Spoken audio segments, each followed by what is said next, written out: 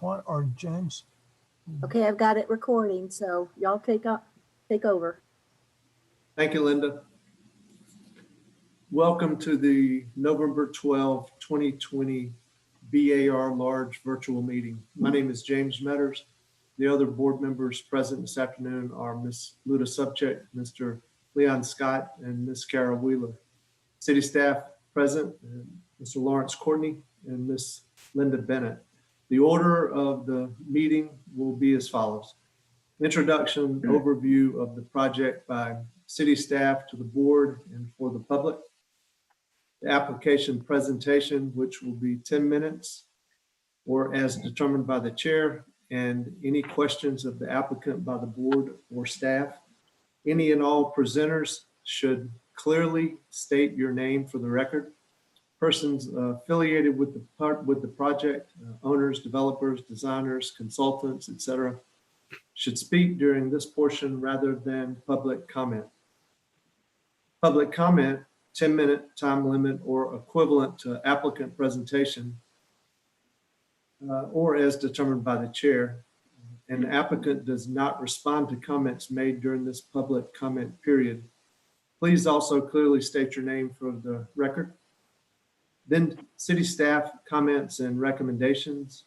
And then the applicant will give it an opportunity to respond or clarify to both public comment and city staff comments and recommendations. And a 5-minute rule applies. The board discussion will then happen and a vote. Applicant presentation at this time will be, and public comment will be closed. The applicant may clarify inaccurate information when recognized by the chair by raising a hand and waiting to be called upon, but otherwise may only speak if a question by a board member is asked.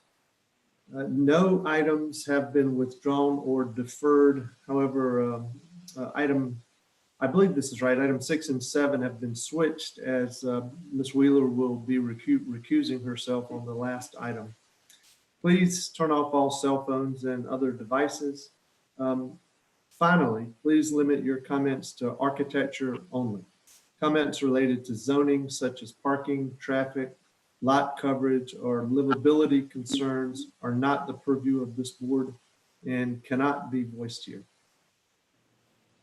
Mr. Courtney? Okay. Item 1. Pardon me?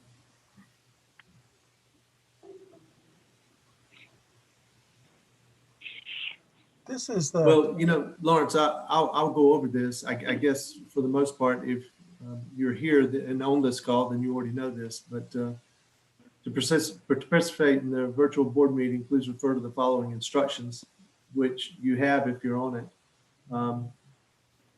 Using the following link. If you have any questions, you can call 843-577-1686.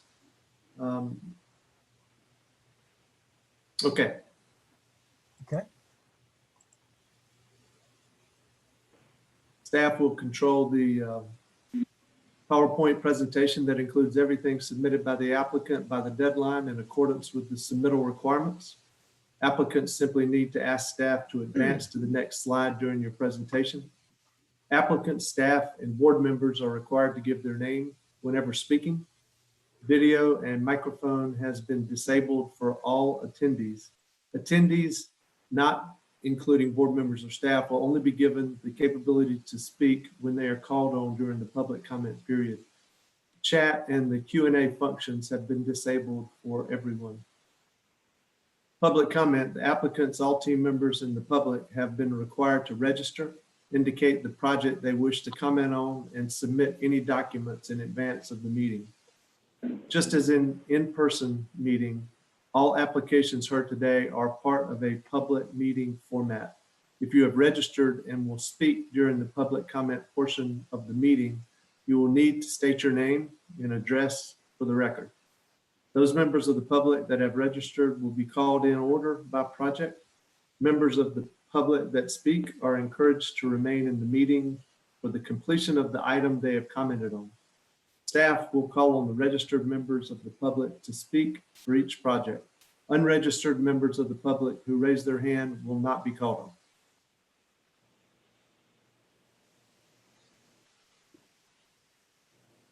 Board members will be polled by the chair for comments and for their vote on a motion.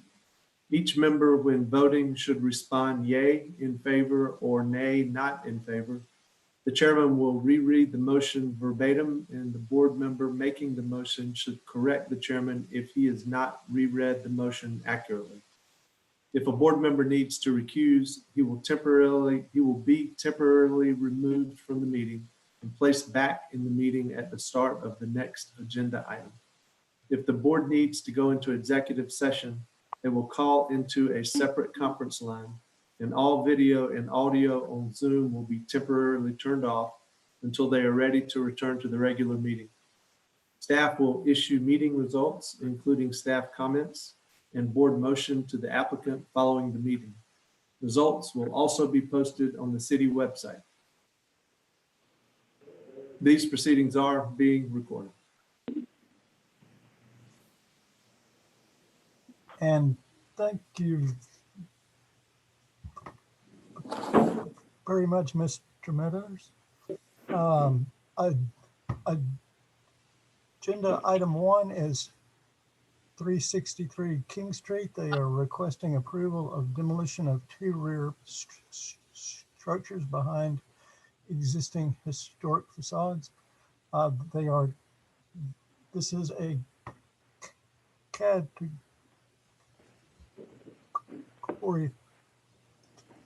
3 building on King. It is in no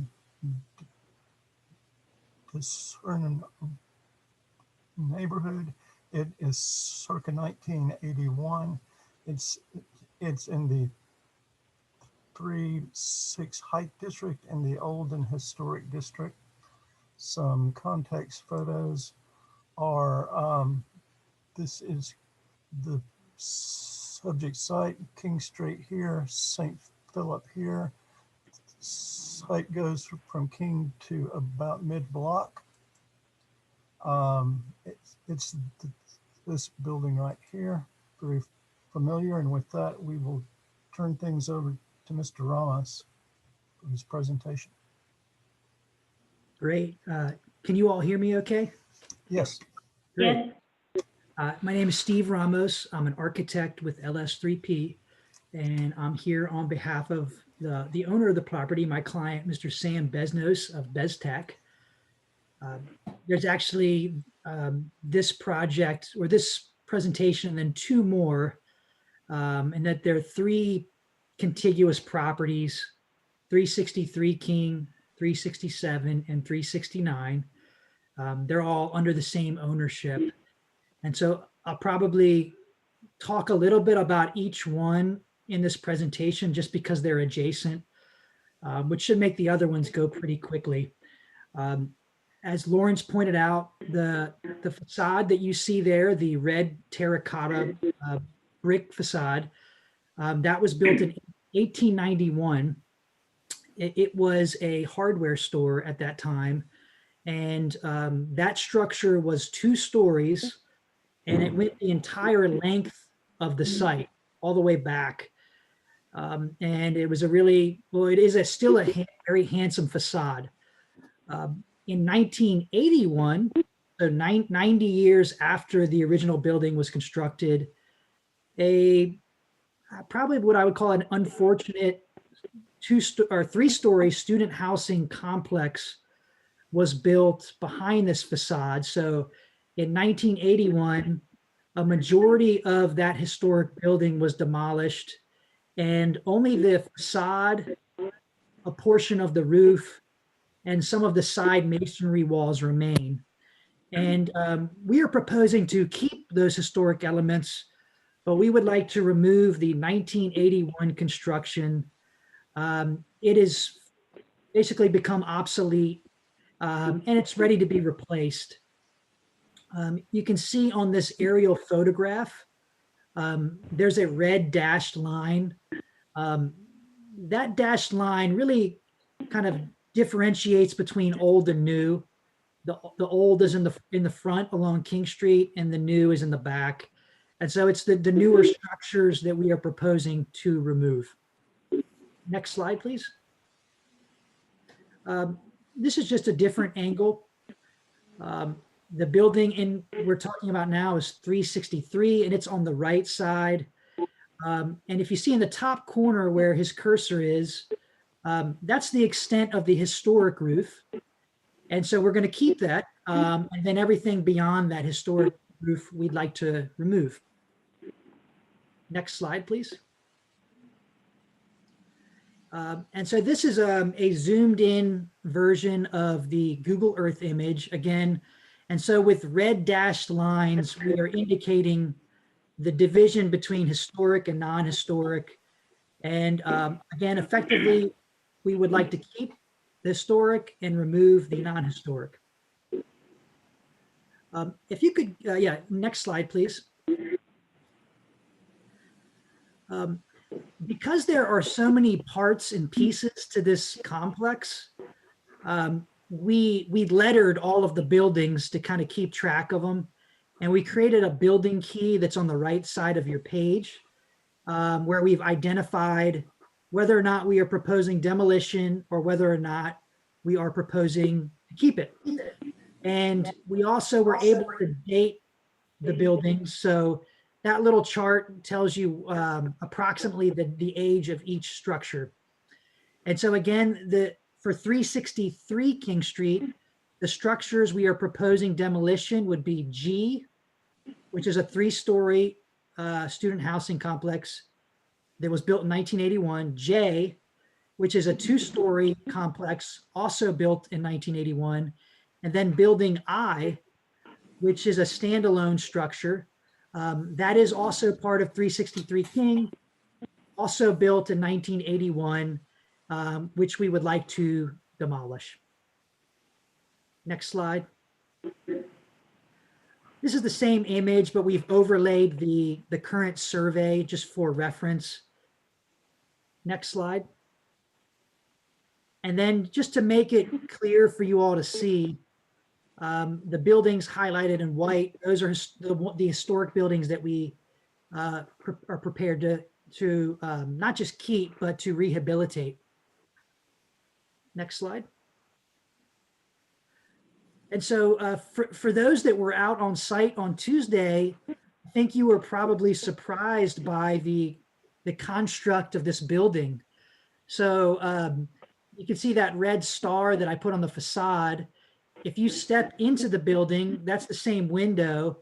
And you can see that in 1981, they basically kept this old facade and they built this kind of hodgepodge of buildings that are just within that historic facade. Probably at the time, they were really great student housing buildings, but over the years, they have become obsolete. On the image on the right, you can see where there's a historic masonry wall. That's along the north property line. We are proposing to keep that wall, as well as the roof that you see up at the top of that image. Next slide. This is a drawing on the right. We've shown a section cut through the building. And so I mentioned that historically it was a 2-story building. And then in 1981, they kind of slipped in a 3-story building.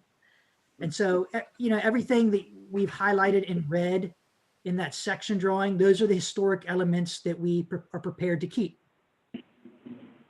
Next slide. These are some images, kind of just working your way back into the site. The center image is the standalone building, again, built in 1981. Next slide. These images are 367 King, so I will talk about those in the next presentation. The image on the far right, that is the very back corner of 363 King. Again, the 1981 structure, you can see it's exposed CMU block. So the construction is nothing that I would consider noteworthy or worth preserving.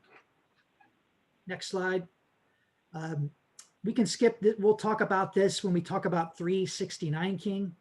Next slide. This is also 369 King, which we can talk about. this is a series of sandborne maps, and we were able to date the building with these.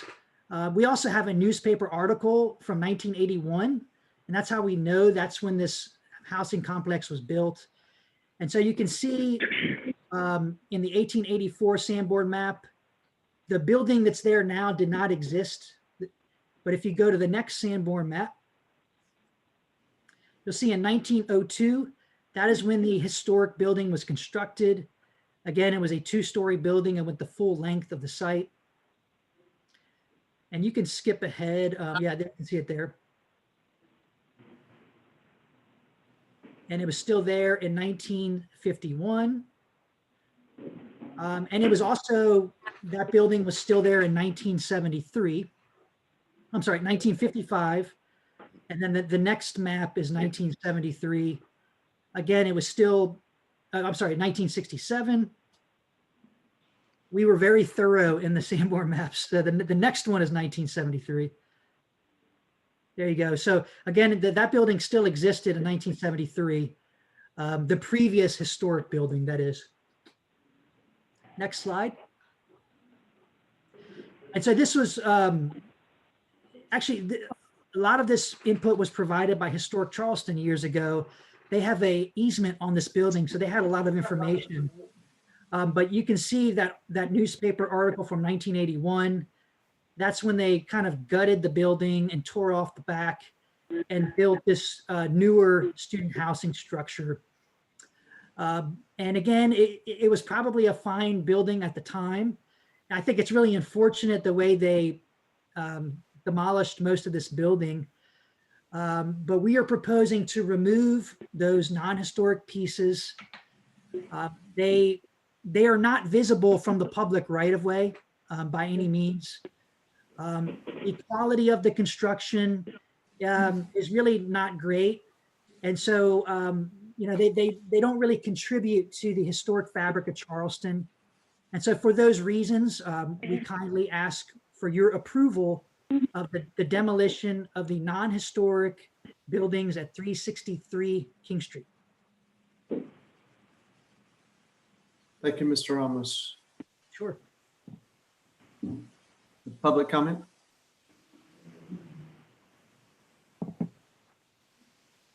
We have Justin from Historic Charleston. You all hear me okay?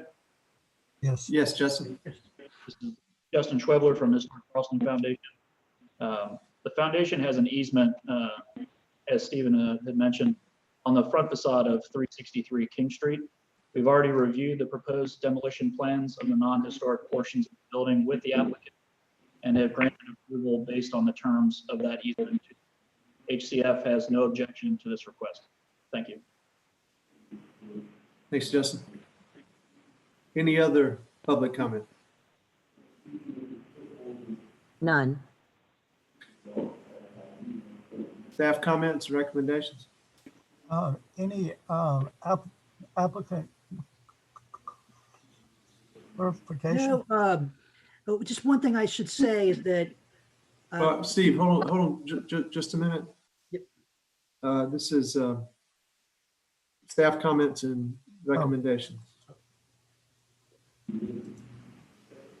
Okay, staff comments include that these buildings are non-historic and are not visible from a public right-of-way, and staff encourages the salvage and reuse or recycling of any materials possible. And with that, our recommendation is for approval of demolitions. Okay, great. So Stephen, is there something you want to follow up with about any of the public comment or staff comments?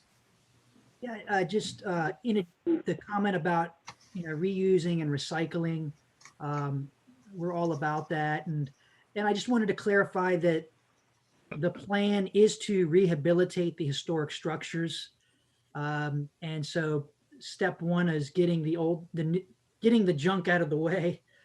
But that we're not proposing to leave a facade on King Street. It's part of a big plan. So this is a win-win all around. Thanks, Stephen. Board discussion, vote.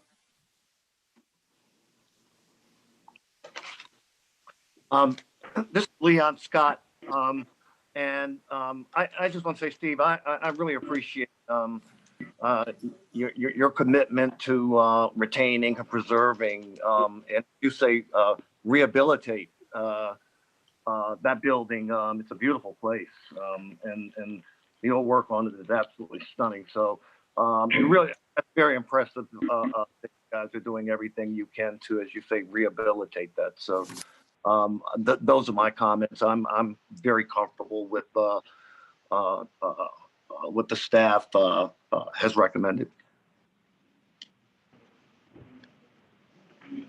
This is Carol Wheeler. I agree with staff's recommendation as well. The existing buildings for this application are non-historic and not in a good shape. And the actual historic portion that's supposed to be saved is currently exposed to the elements, and hopefully any development of the site will better protect the historic structures than what is the case right now. So I would also support the demolition. The only question I have for staff is that when the demolition happens, that any bracing or support for the existing historic structures, any drawings will be, I assume, will be submitted to city staff, or city staff requests that usually. Is that the case? Yes. Okay. Ms. Subject, do you have any comments?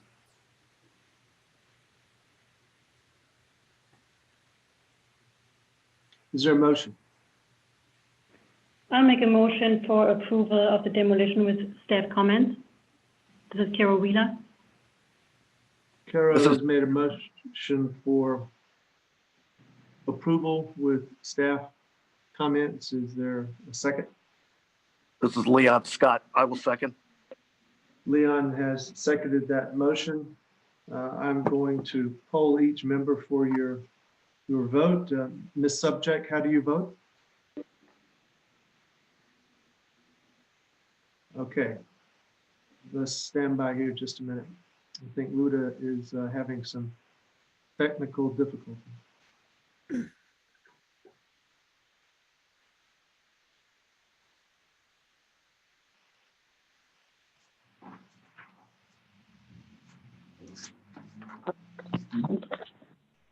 Thank you. So I'm in support of the staff recommendation for the demolition, as well as the board members. So Luda, a motion has already been made and seconded, okay. And this is, I'm polling you for your vote. How do you vote? Yay for in favor. Mr. Scott, how do you vote? Yay, in favor. Ms. Wheeler, how do you vote? Yay, in favor. This is James Metters. I also vote yay in favor, so it is approved unanimously. All right, and item 2 on the agenda is the building adjacent on the north at 367 King Street. They are requesting approval of demolition of rear addition. It is a category 4 structure in no particular neighborhood, circa 1981, in the 3-6 Height District in the Old and Historic District. Some site context photos. Actually, I think we've only got one, which is the same one that we saw earlier, with King Street on the east, St. Philip on the west, and the site goes to about mid-block. It's this building right here in the middle. And with that, we will let Mr. Ramos continue his presentation. Thanks, Lawrence. This is similar to the previous presentation where there is a historic building. In this case, the building appears on the 1884 Sanborn map. Those are the oldest Sanborn maps we have. So this is a very historic structure. But there is a 1981 addition that was kind of built onto the back.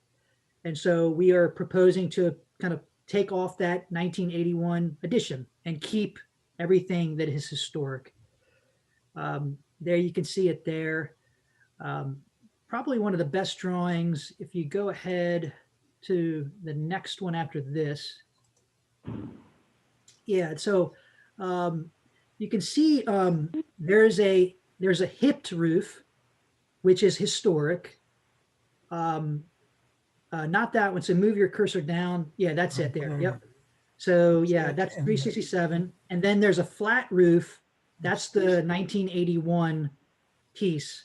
So basically, we want to keep the hipped roof portion, which is a masonry structure, and take off the back. It's probably about 12 feet, that flattened roof area, which again is not historic. Yep, there you can see it there. Next slide. We can probably advance to the ground level photographs.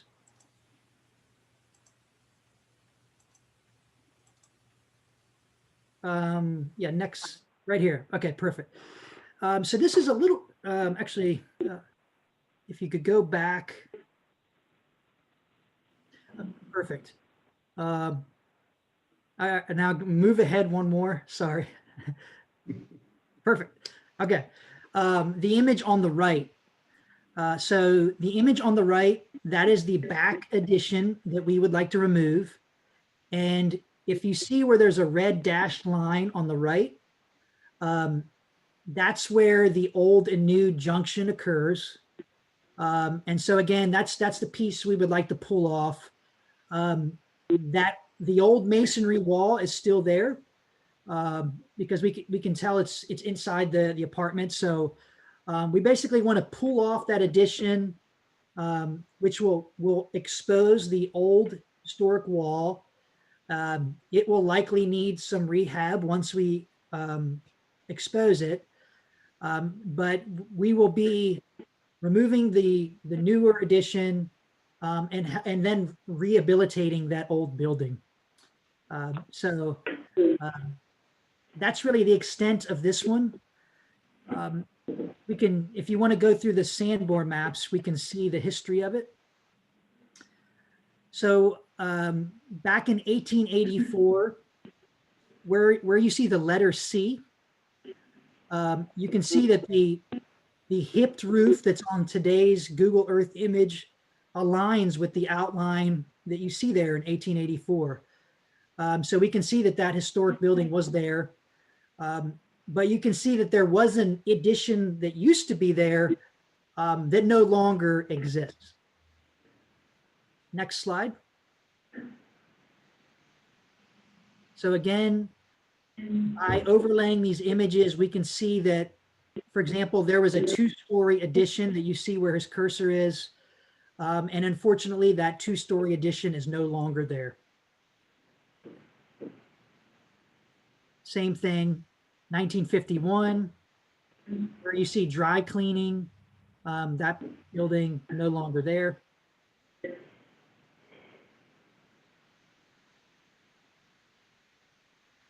Next slide, please. Again, 1967, there were a series of outbuildings that are no longer present, but the building where letter C is, that was present.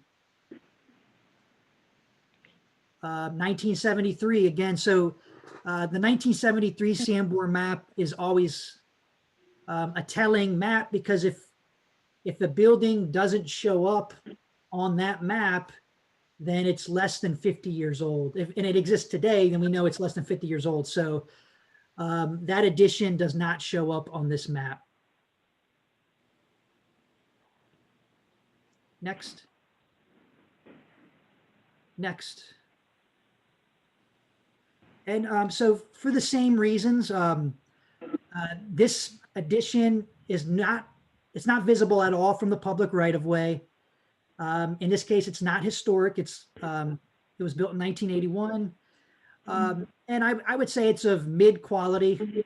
It's a little bit obsolete, and we think the property would be better without it, and we'll be able to restore and rehabilitate the historic building. And for those reasons, we kindly ask for your permission for demolition. Thanks, Stephen. Is there any public contact? Linda? Justin from Historic Charleston.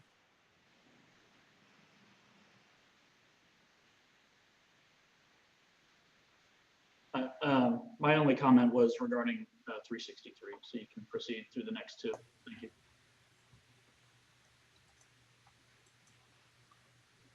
Okay. So, are there any, is there any other public comment? No, sir. Okay. Lawrence? Okay. Staff comments are very much like the previous one. The building is non-historic and is not visible from a public right of way, and staff encourages the salvage and reuse or recycling of any materials possible. And with that, we give a recommendation of approval of demolition. Thank you, Lawrence. Stephen, do you have any comment? No comment. Thank you. Thank you. Board discussion?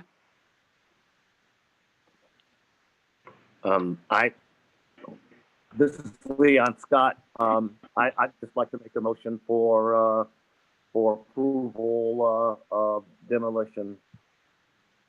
Leon has made a motion for approval of demolition. Is there a second? Luda Subchuk, I will second that. Ms. Subject seconded that motion. Is there any further discussion? I'm going to poll the board members. Ms. Subject, how do you vote? Yes, for approval. Mr. Scott, how do you vote?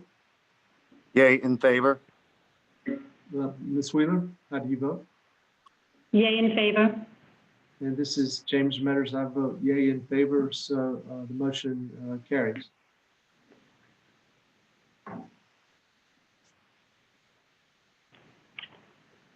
And item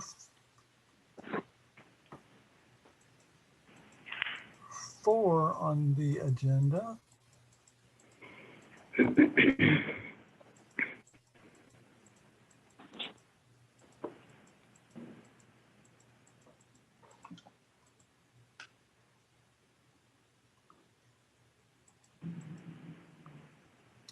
is You skipped, there's number 3. Number 369. Yeah, there we go. I'm sorry. You're trying to get rid of me. Well, you know, it just seems like no. This actually is the important one. So, item 3 is 369 King request of approval of demolition of rear addition. It is a Category 4 structure in no particular neighborhood, circa 1955 to 1967, post 1973. It's in a 3-6 height district in the old and historic district. It is the third building in the grouping here. It's this building. And with that, we'll give it back to Mr. Ramos. Okay, this is the last one, I promise. This is 369 King. It's the next building in line, and this one is a little more complicated because one of the pieces that we are proposing to remove is older than 50 years, and so by the definition, it is considered historic. So because of that, you know, it's worth giving a greater review. But, you know, I think you will find that although it is older than 50 years, it's circa 1955. It's really of no great value. And so I will highlight that as we go through the drawings. You can go to the next.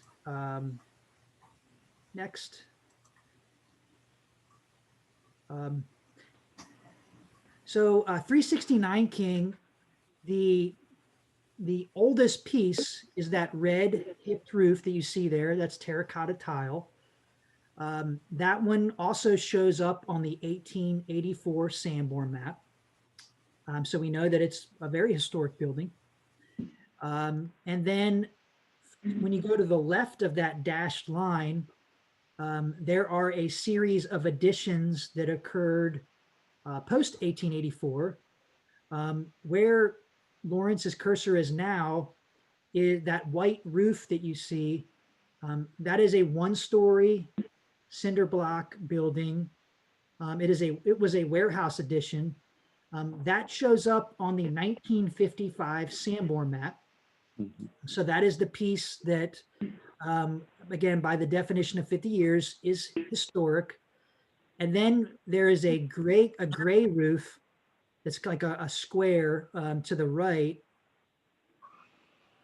If you move your cursor to the right, basically yeah, right there. So that is an addition that is 3 stories, and that doesn't appear on the 1973 Sanborn map. So therefore, we know that it is less than 50 years old because of that. And it is of pretty low quality. And so there will be no loss for that building to be removed. So similar to the previous 2, we're keeping the historic piece. We'd like to remove the subsequent additions to the building, half of which are not historic. There is a piece that is historic, which we'll look at in the next photos. Next. Here is the Google Earth overlay. So that one-story building is the white roof. It goes almost to the back of the site. There's a big tree, so you can't really see the back. But if you go to the next image where there's a survey, there you can see the back footprint of the building there. So the building that is labeled as A, that is the 1884 structure that will remain. The building that is labeled as E is post 1973. We'd like to remove that. And the building that was labeled as H is circa 1955. We'd also like to remove that building as well. Next. And there's, again, the diagram that showed the white buildings are to remain. Yeah, thank you. Okay, next slide. Next. Next. One more. Okay, so this is a good slide. The center image on the left side where you see the yellow stucco, and then you see a red dashed line. On the right side of the red dashed line, that is painted brick. It's painted yellow. That's the 1884 structure. And then the yellow stucco, that is a 3-story structure, again, that was built after 1973. And you can see an image on the far left. It's not the highest quality wooden construction. It would probably need to be replaced just for safety reasons in the near future anyway. But it's certainly not something worth preserving. And then in the middle image where you see the white stucco, that's the one-story cinder block building built in circa 1955. Next image. Next. Okay, so all three of these images show that one-story building. So you can see it there. It's again, it's just cinder block with stucco. It has a TPO membrane roof, so it's a modern roof. The framing of the roof is actually metal studs. So at some point the roof was replaced. We know that. This building directly abuts to what was formerly known as the Garden Theater and is now the Urban Outfitters building. So that's the tall brick wall that you see adjacent. So that's not part of our property. But this building directly abuts it. And so we're proposing to remove the one-story building.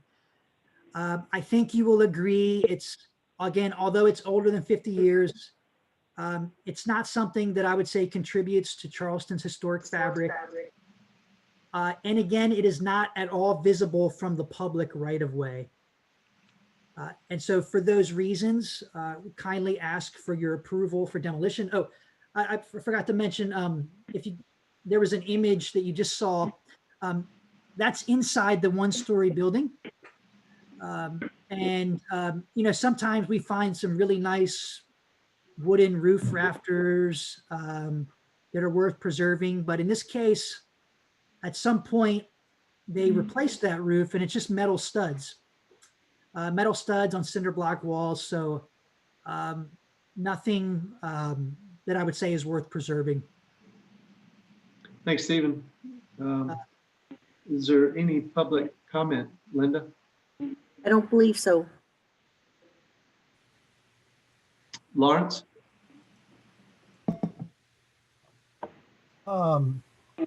Although the building is historic and we have dated it somehow around 1961, although that might be debatable. It is a simple utilitarian structure of concrete block with no character defining features and is not visible from a public right-of-way. Once more, staff encourages the salvage and reuse or recycling of any materials possible, and our recommendation is for approval of demolition. Stephen, do you got any follow-up? I do not. Board discussion? I think this is Carol Wheeler. I think Steve summarized well that the structure is not contributing, and none of the there's no craftsmanship or sign of craftsmanship that should be salvaged. So I'll make a motion for approval of demolition. So Carol has made a motion for approval of demolition. Is there a second? This is Leo Scott. Okay. Go ahead. Okay, Luda Sobchuk, I will second that. Luda has seconded Carol's motion. Is there any further discussion? Stephen, I'd like to tell you, you did a nice job with your research and presentation. Thank you. Appreciate that. So I'm going to poll the board members. Ms. Sobchak, how do you vote? Yay, in favor. Mr. Scott, how do you vote? Yay in favor. Ms. Wheeler, how do you vote? Yay in favor. This is James Metters. I vote yay in favor, so this motion carries unanimously. Thank you. Thank you.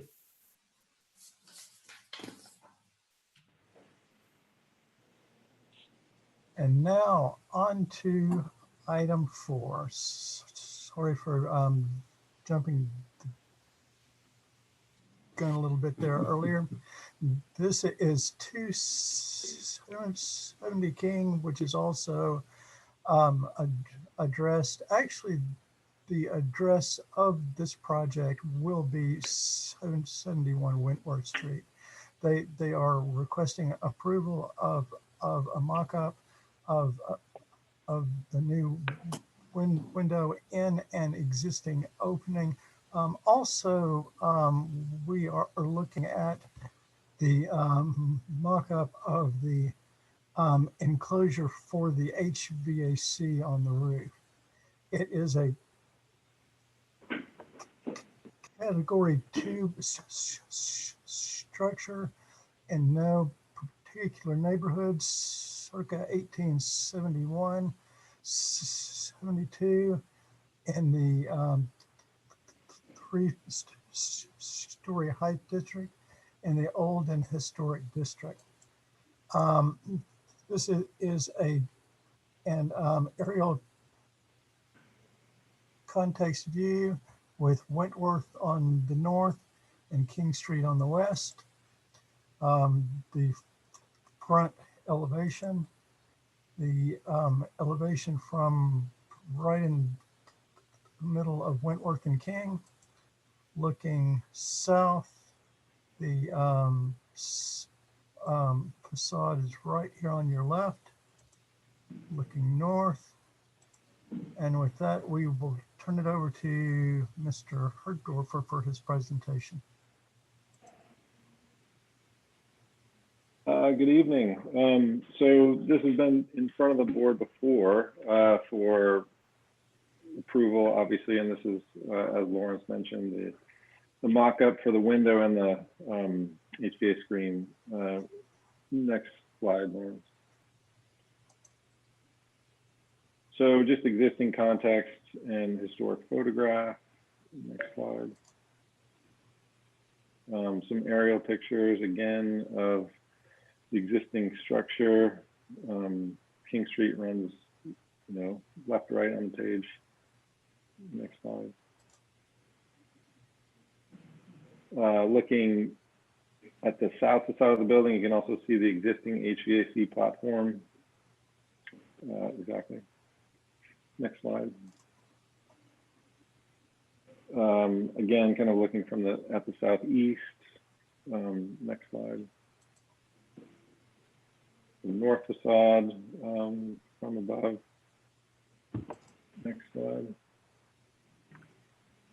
And then both ground level and rear from the parking deck, actually looking at the south facade on the lower right-hand corner. Again, that existing HVAC screen is on the top of that existing building. Next slide.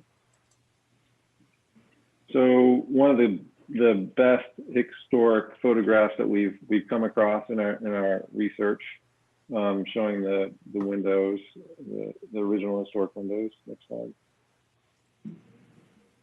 Another one just for reference. Next slide. And then this one from the Historic Charleston Foundation archives that shows, I mean, they're all black and white, but it also shows just a different contrast in the window frames and the window and the facade, which is interesting, which, we could have many conversations about the conjecture of what all these materials are. Next slide. Close up of the historic windows and window frames. Next slide. Existing and proposed elevations. This is the King Street elevation, which the board has seen previously and approved. Next slide. North elevation, existing and proposed. And next slide.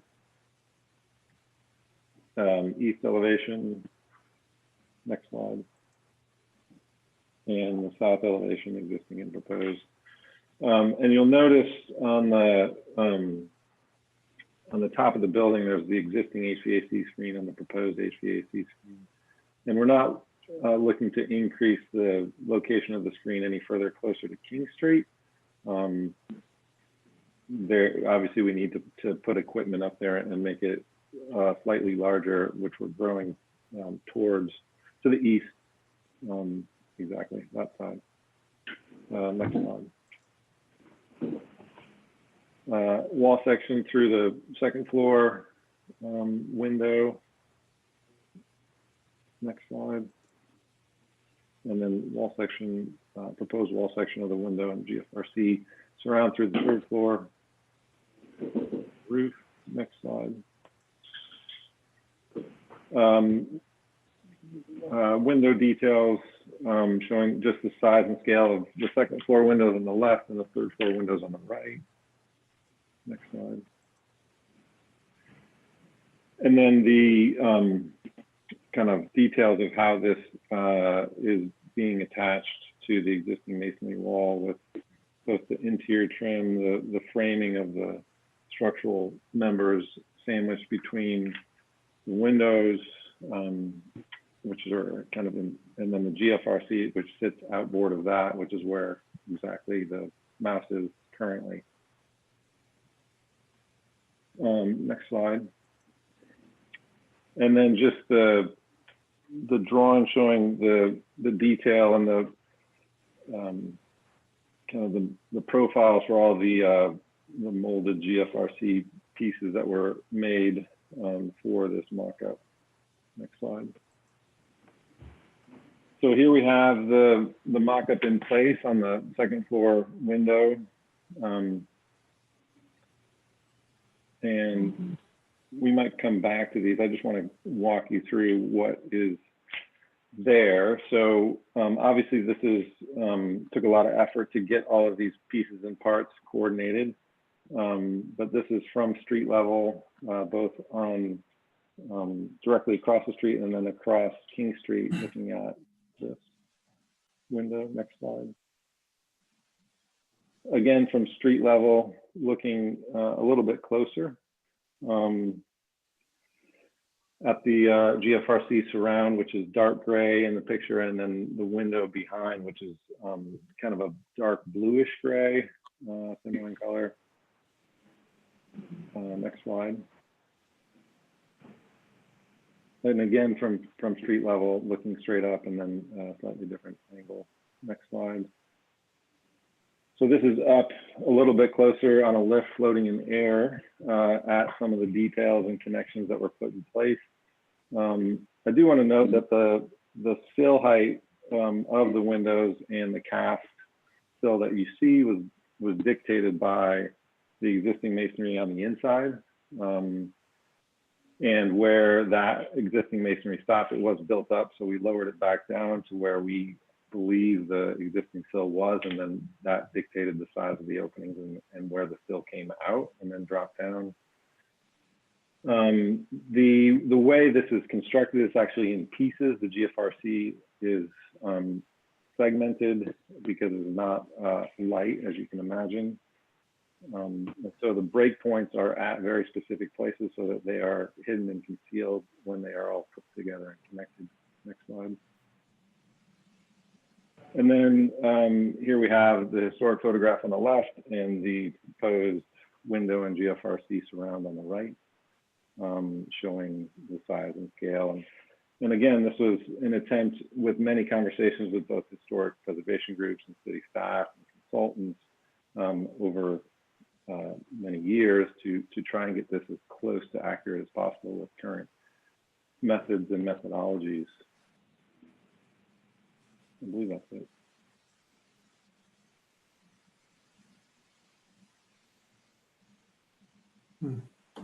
So Kevin, you believe that the sill height is approximately, I mean, within an inch or so of where it was? It is, and there's actually different sill conditions on the King Street facade versus the Wentworth Street facade. Because of the openings are bigger for the storefronts versus the side. So this detail, the sill condition will look the same as you go around. The distance from where the sill is down to the plinth below it will be slightly different. But yes, we believe that's exactly where the sill was historically. Any other questions from staff, board? No. Is it, I'm sorry. Is there, thank you very much. Is there a public comment? Yes, sir. There's Aaron Minigan and then Justin from Historic Charleston, if they will unmute themselves. Would you like me to go first, Linda? That would be great. Thanks. Okay. Erin Minigan, Preservation Society of Charleston. The Preservation Society would like to thank the applicant for continuing to engage us on this project and pleased to see it entering the final phase of review. We have been consistently supportive of this highly positive restoration of 270 King Street and feel the window mock-ups represent a pretty faithful reproduction of the original windows. So we ask that the board grant final approval of this request. Thank you. Thank you, Aaron. This is Justin Schwebler from Historic Charleston Foundation. We would like to thank the applicants for the tour of the building a few weeks ago to see the apartment mock-up installation. And we think the applicant should be commended for sourcing a new and durable material for replicating the historic windows as closely as possible. We do, however, have some concerns with the level of finish on the GFRC. At this time, there seems to be some discoloration or patches on the mullions. We believe a more uniform color and application of the GFRC should be ensured to give the windows a long-lasting and finished look upon installation. Thank you. Thanks, Justin. Any other public comment? No, sir, not at this time. Lawrence? Okay, it is unclear as to what the color the new GFRC window frames will or should be. Historic photographs appear to show both light and dark variations. Windows need to be obviously inset in to the walls to match the original depths as closely as can be ascertained from historic photos. The jam detail on D1 A616 shows no sealant in between the stucco and window frame, and we wonder if this is realistic. If used, the color of the sealant should around the windows should match the adjacent stucco color. To achieve an accurate representation of the window in the opening, the stucco really needs to be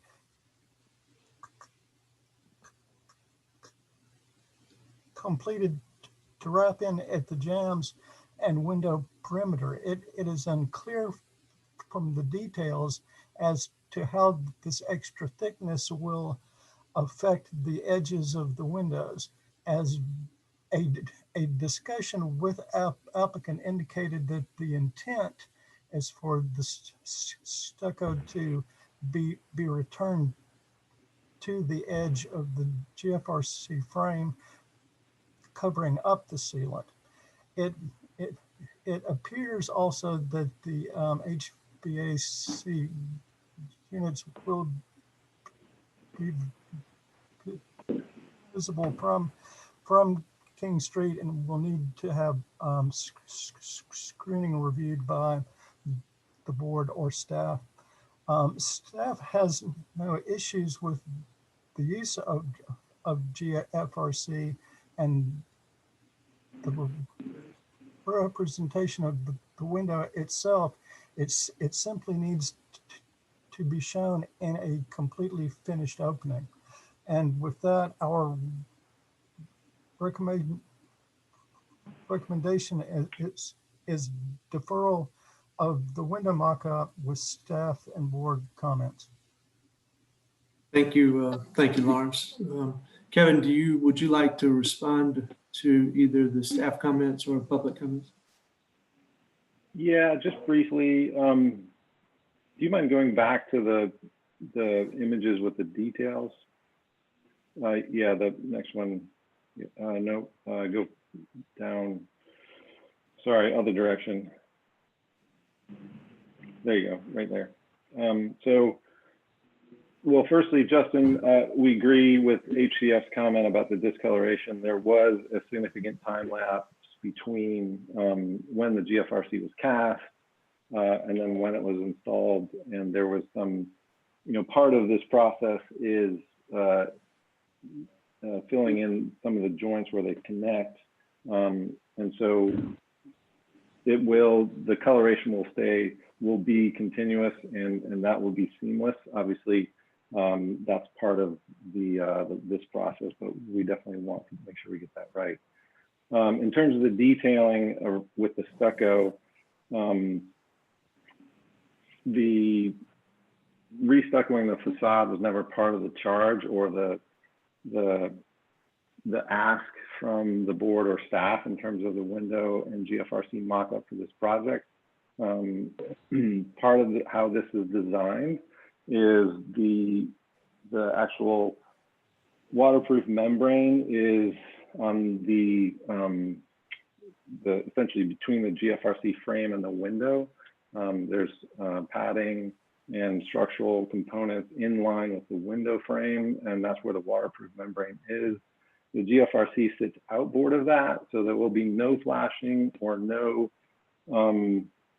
continuous metal edge strips or anything like that applied either in the stucco or outboard of the GFRC as part of the application process. The only thing that's not represented in reality on this mock-up right now is the stucco that would cover the existing masonry and return back into the GFRC. The main reason that hasn't been done is because there's lots of things that need to happen before that, both with repointing the brick, making sure we get it structurally sound before we can come back in and stucco over that existing opening.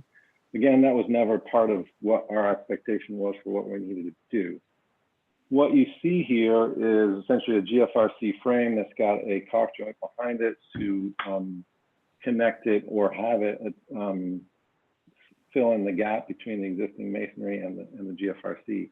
When the stucco gets reapplied, the intent is to have that line up just like it's drawn in the drawings to the edge of the GFRC, concealing that caulk joint and making it as clean and crisp as possible. So go ahead. Kevin, let me ask you a question.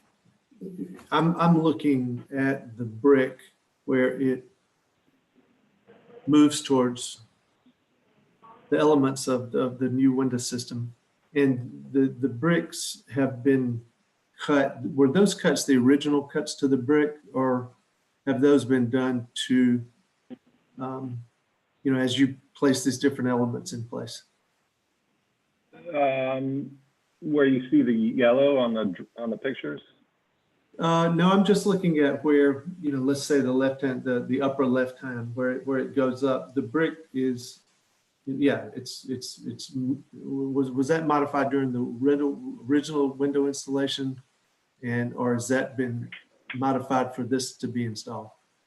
My understanding is that was modified for when they took the original or the infill out and put a plywood panel in this opening alone, and then filled it and then caulked it in and tried to make it somewhat watertight. And so they cut that brick.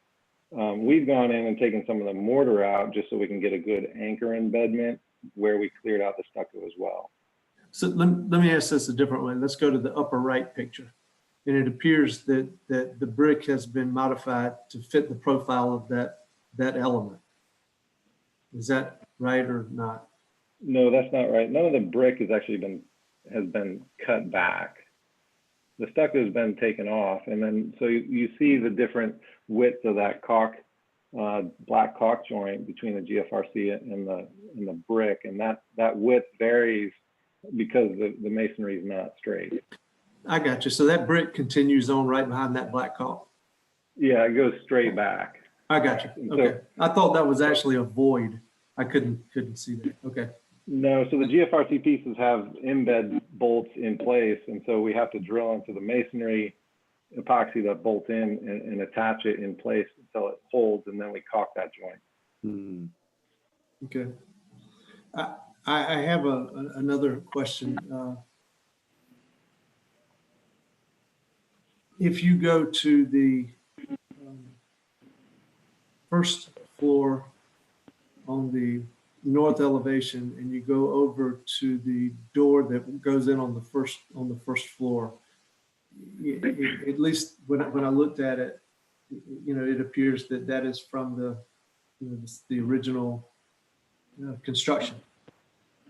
Have you looked at that to determine what the material is that is used to construct that surround around that door? I'm not exactly. So if you're sure looking what at this you're picture referring right to. now, look at Yeah. the far left. It would be the northwest corner, a northeast corner. Excuse me. That northeast corner right down there is where the doorway is. Lawrence, go all the way down with your right, just to the right there. There's a door that goes in to the building, and it has the same columns that are intact that you find on the second and the third floor. And I would anticipate that that was the same material. And I was just wondering if you, looked at that. We did not look at that. My understanding, that little element there has been enveloped by the addition of in the back. So this picture of the building's grown by 3 bays from what this picture shows. So that's a little single-story entryway that got taken down and removed. But no, we haven't looked at that in depth just because it's so hard to tell. I was there today and looked at the door that I'm talking about. So I may be not describing it well, but it's an existing element. And, just trying to think of what the materials may be, what the original materials may have been to build that system. For the window, the tracery around the windows? Yes. Yeah, I mean, so this is where, in our extensive research, there's no definitive answer, and we've looked at it from everything from painted wood to cast iron to limestone. And honestly, I was talking with city staff, Lawrence, the other day, and limestone is kind of my default these days just because of how it's carved and the size and scale and how long it lasted, and the fact that it's a Masonic hall. Thank you. Any other questions from board members?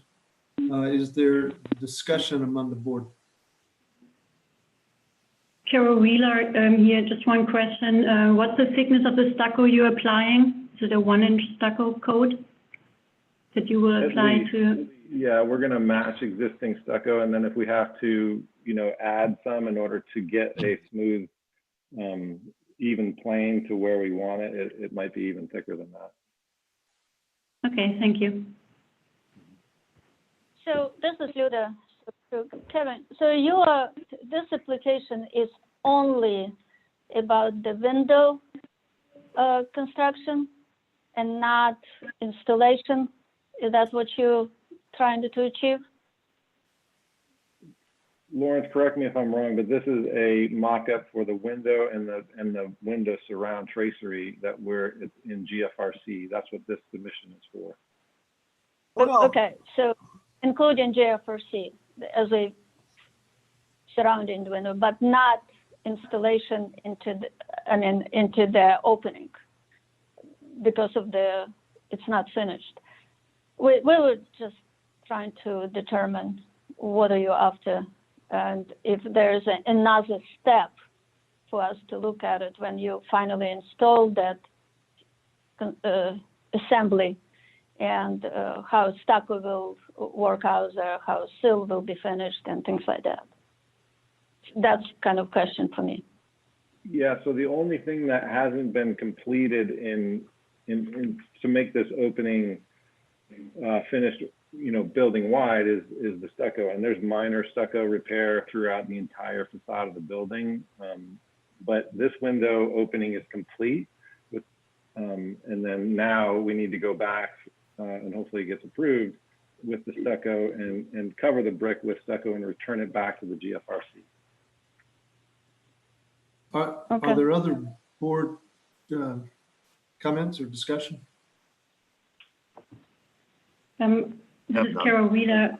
I have a few comments just in regards to the staff comments. I think regarding the color, staff comment A, since historic pictures show that both in dark and light, I don't think we can request one or the other necessarily. And I do like the dark window frames as proposed right now. And the dark windows itself, I think it creates a nice contrast. So I'm fine with that. Regarding, I'm also fine with the material itself. It is on the second floor, you can't touch it. And it helps you recreate those elaborate shapes. So I think this has been done in a nice way. Regarding the cork, I think that cork color that's currently black should match exactly that brownish color or the grayish color, even though Kevin said that it would be that the stucco would cover the cork, but in some areas it might not. So if possible, I think those colors should exactly match in case the stucco can't cover it up. And I would be fine with approving the GFRC and the windows, but I do think that at least on a staff level, staff or maybe the BAR, depending what the board thinks, at least staff should look at how the stucco meets the window and how the colors go together. Last comment regarding the depth of the window. When you look at the historic photographs and you look at what is being proposed, if you imagine there's another inch of stucco that will be added, I do think that the depth is accurately shown, and I don't think it needs to be set in deeper. That's all I have.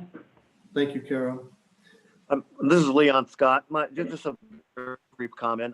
First of all, I think they look good. I think they've done an excellent job at capturing the original look. And again, as I've heard, it's on the second floor, so you're unable to touch it. But certainly, if you were to look at the some of the early photos, I think they've done a really good job in capturing that original look.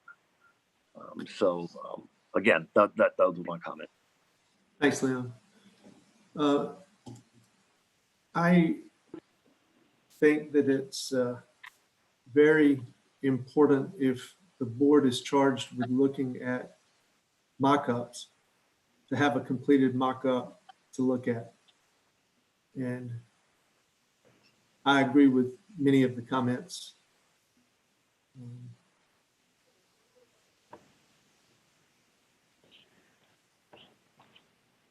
Okay, this is excuse me just a minute. Sorry. But I am not comfortable approving this without a completed mock-up. If the mock-up cannot be completed in place, then Kevin, I'm unaware of any, if there were some arrangements made with city staff, I'm unaware of them, and there may have been. But seeing how that transition is going to work from the stucco, or is going to integrate into, because I understood what you were saying, as it returns from the face of the building and then wraps into under or around the window unit. As I've studied the pictures of this building for a long time, part of that detail for how that stucco transitions into it and those moldings continuing to wrap around and then be covered with the stucco, I mean, it's really beautiful. And I would have a difficult time voting for approval of the mock-up without it being completed. When it's completed, I'm sure I will vote for supporting it. The second thing is, Lawrence, I'm not really sure about the process for this, but at least on my agenda, the HVAC screening or what we looked at is not on our agenda. Should it have been, or can we? I guess the board can say, hey, we're gonna just include that, but I need some guidance on that. Right. I think that we just need seeing that, that it is indeed visible. I think we need some details of what it will be. So that's not going to be part of what we're, well, it's just not on the agenda, I guess is Right. what I'm looking at. So those are my comments. Luda, sorry, I interrupted you. No, I'm sorry. I thought you finished. So I'm pretty much in agreement with everybody who's discussed this kind of back and forth of the material of the this window assembly as a GFRC, which is fine. But again, it's really hard to give the approval right now, not seeing how this whole thing will be finished, because it seems like stucco will overlap the GFRC in when it's butting, so we will be losing the dimension of and proportion of that element.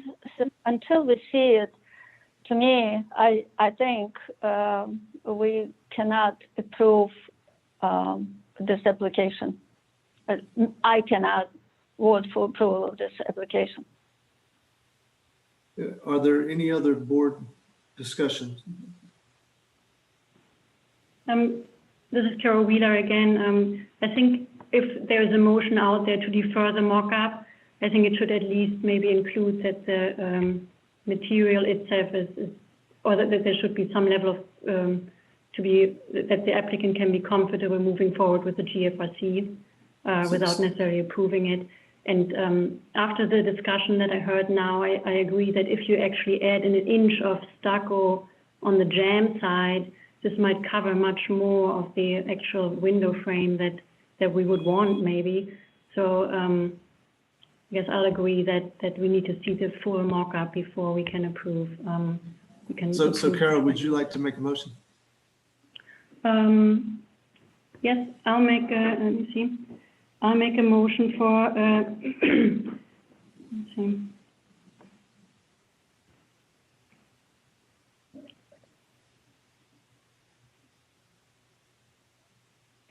I'll make a motion for the deferral of the mock-up with staff comments to include, deferral of the mock-up with staff and board comments to include information on the rooftop screening and with the general support of GFRC as the window frame material.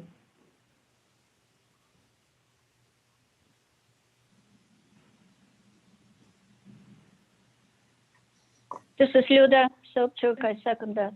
Hold on just a minute, Luda. I'm writing this out, Carol.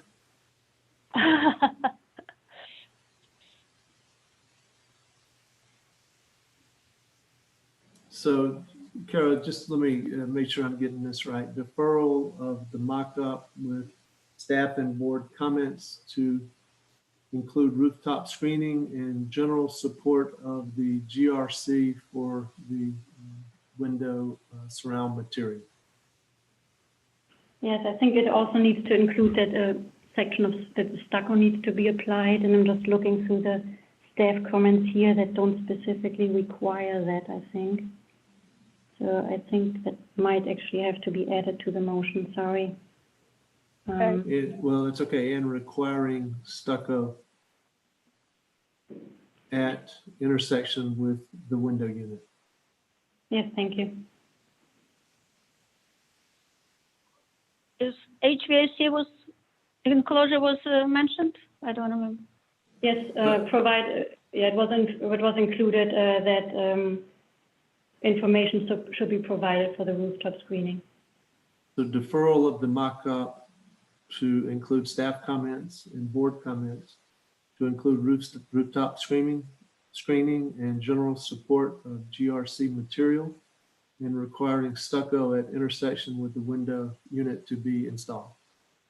Would be the GFRC, right? The GFRC, right.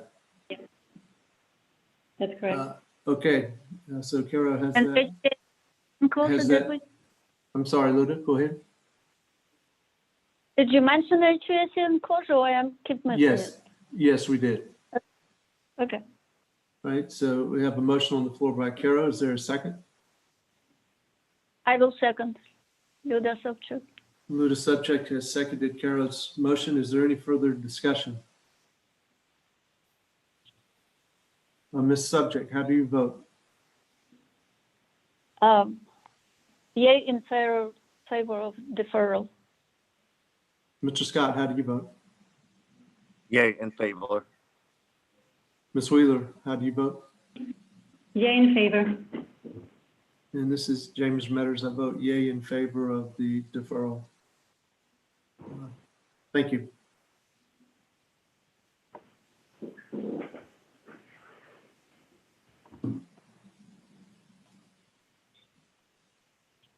Okay, the next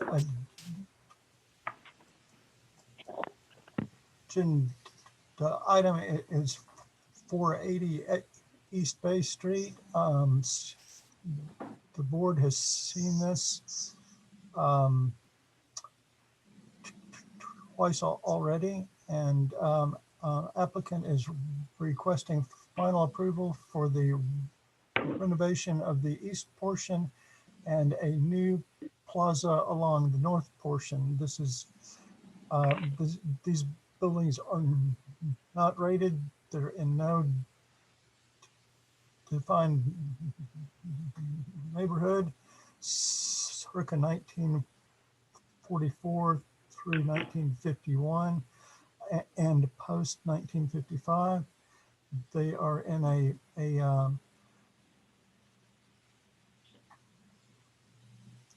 30V 56 height district in the old and historic district.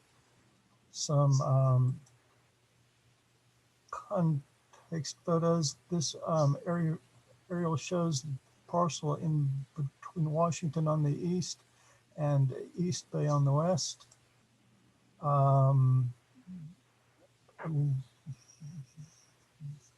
Looking east from East Bay Street, the portion of the building that will be renovated,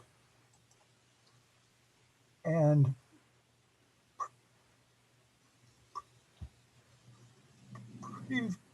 previous motion was for preliminary approval with staff comments A and B. Board comments were, one member said likes the new tower. One said important to see landscape design. Not sure we should give preliminary approval without seeing the landscape design. Another board member said in agreement, need to see landscape design. Actually, let me clarify that. I think what they mean is site design plan, because landscape is not in the purview of the board. Another board member said that the tower has been too simplified, that the previous tower had more interest. Previous staff comments were it is noted that staff comments were not included in the board motion for approval at conceptual review. The project is essentially the same as before while being further developed.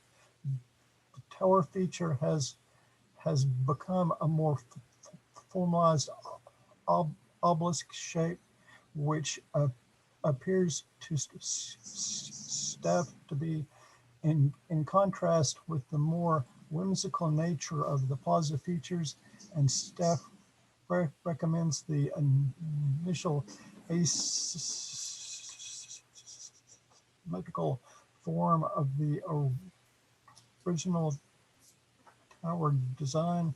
And with that, at that point, staff's recommendation was for final approval with staff and board comments with final review by staff.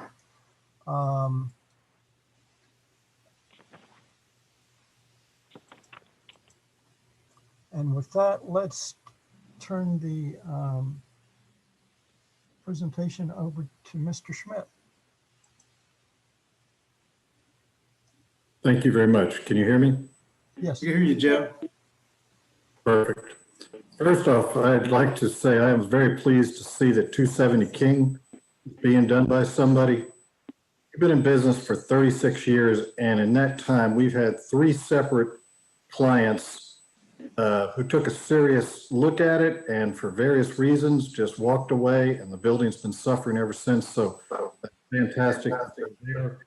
They seem to be doing a good job, and I hope you continue to work with them. As for this project, if you would like, I would jump to frame 19, where it shows the different, the perspectives in the previous and the current. Frame 19.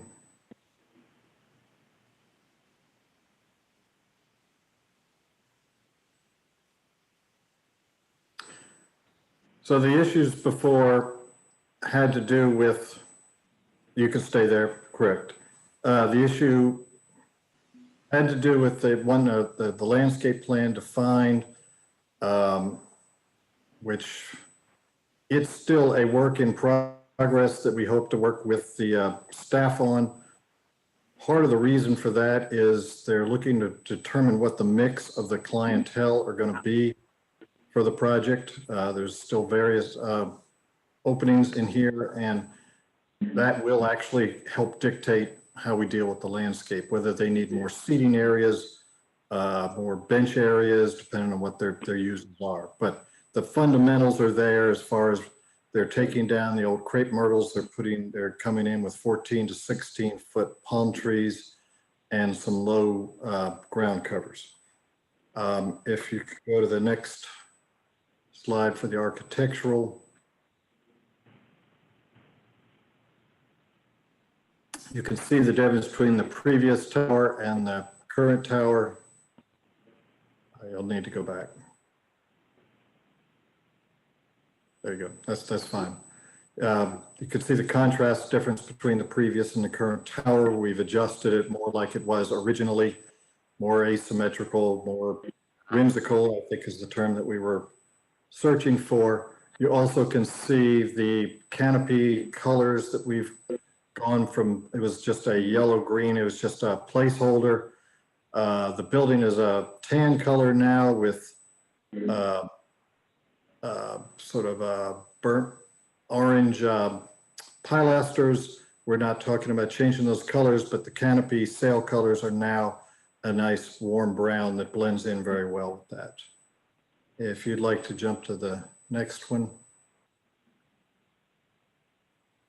Really no changes on the back, nothing, it's just developed our details in the detail package. The next, please.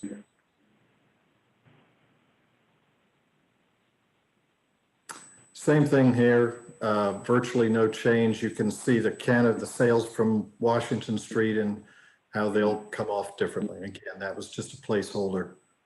We don't need 2 colors. There you go, it's even better there. So, and you can get a better view of the tower.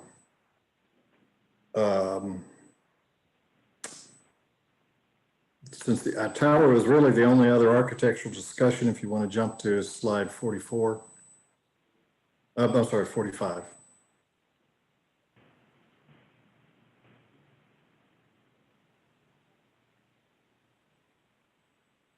45.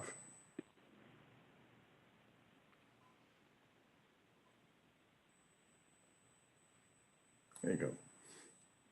So we took a look at the tower across the street that's still remaining and added some of those elements and changed out the pyramid top on it and then added the pipes back and feel like it fits exactly what everybody was discussing at the last meeting. Really, I think to help save you time and those were the points that were being discussed. There wasn't much out there except more details. So I'll step back and entertain whatever questions you might have on minor details. Joe, and Lawrence, you may have to help me with this, but one of the things that we were looking for was the landscape. And I get what you're saying, and I mean I understand it also. But I think that is a question. And Lawrence helped me when we were going through the notes from the last meeting. One of the things that we wanted to see was the landscape plan. Right. There was a question by Ms. Subchuk regarding landscaping along East Bay and also landscaping in the parking. And I really have to at this point remind the board that it really has no purview over landscaping. It does have purview over hardscape, including fences and walls. And thank you for that, Lawrence. And Joe, are all fences and walls shown on here?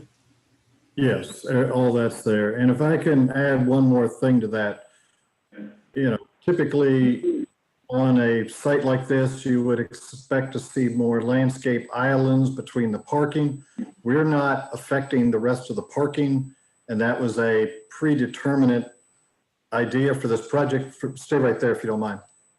Because of the plaza that you just saw go by, we are taking 11 parking spaces out of downtown Charleston, and we are at our absolute minimum. So we don't have the ability to interject any more landscaping within the surface parking itself. And that's sort of our starting point on this. We also made the point, this was in conceptual, and we set the tone for this project, was that this is not intended to be a 50-year project. This is probably a 10-year project. And again, not wanting to, but now not being able to do some kind of grand, this is like a suburban parking lot, if you will, and for retail. And we aren't able to bring it up to some kind of very heavily landscaped position without losing these parking spaces. So we're virtually not touching the rest of that parking lot. We are dealing with the wall out on the front, and all those details are in place. And we're dealing with all the walls on Washington Street, and all those details are in place. Thank you, Joe. Are there any questions by either board member or Lawrence for Joe?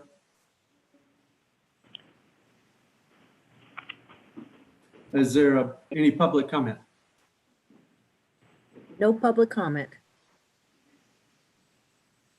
Lawrence? Okay, let me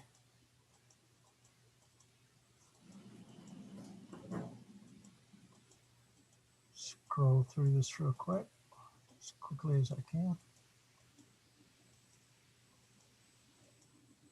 Okay.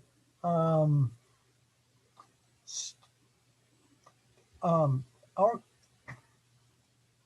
comments include that a full site plan, including landscaping, is shown on sheet L100, which I'll not waste everybody's time trying to get back to, but it does show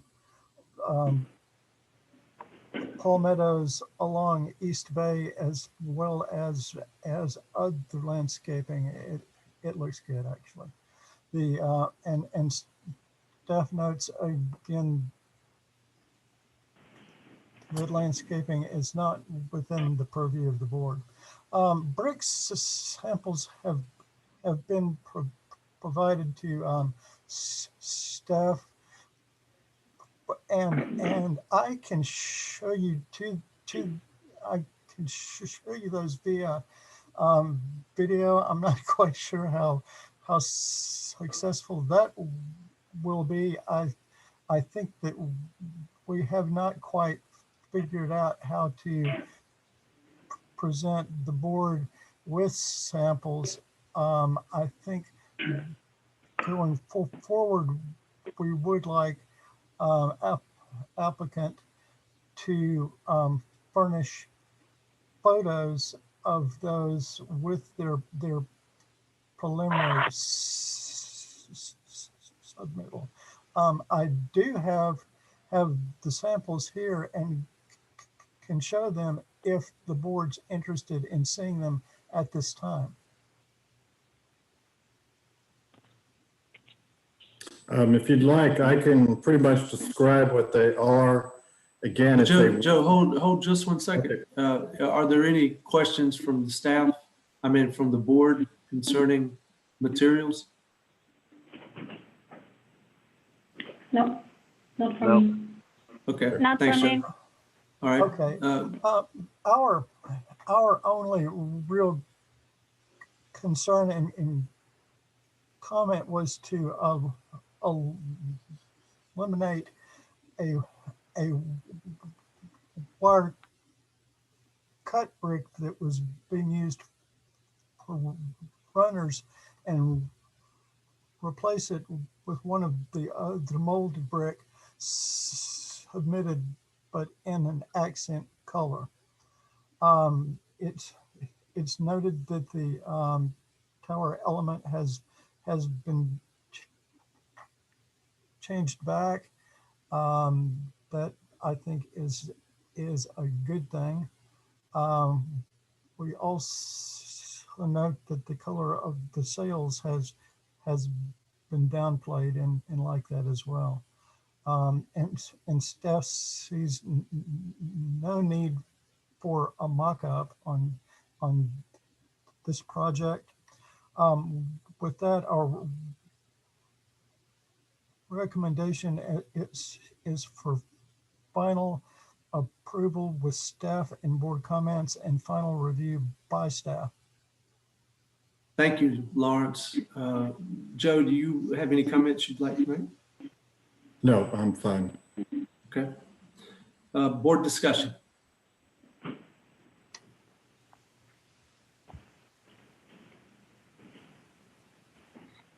This is Luda Soaptube. Project seems to progress really nicely, and everything what we discussed been mitigated and brought to the conclusion. Personally, I like the change of the colors of the sails. They will complement a little bit better the surround enclosures of the pilasters. The tower is seems to be in between of very whimsical and straightforward, but it has its kind of wove element. So, and I think it's done nicely. Thank you. Luda, would you like to make a motion? Sure. I would move for the final approval with staff and board comments, with final review by staff. So Luda has moved for a final approval with final review and approval by staff. Is that right, Luda? That's correct. Is there a second to that motion? This is Leon Scott. I will second.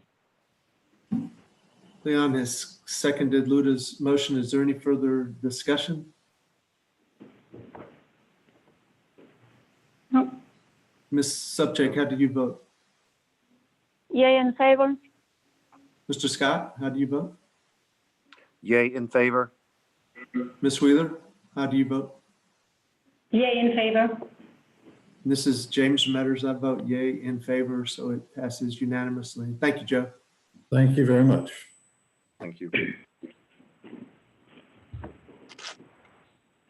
Okay, next item is 54 St. Philip. They are requesting preliminary approval for new construction of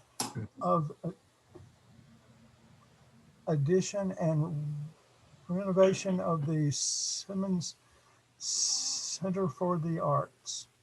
The building is not rated in no particular neighborhood. It is post 1976.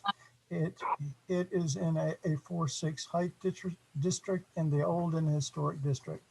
Some context photos show an aerial with the cistern of the college right here, Calhoun on the north.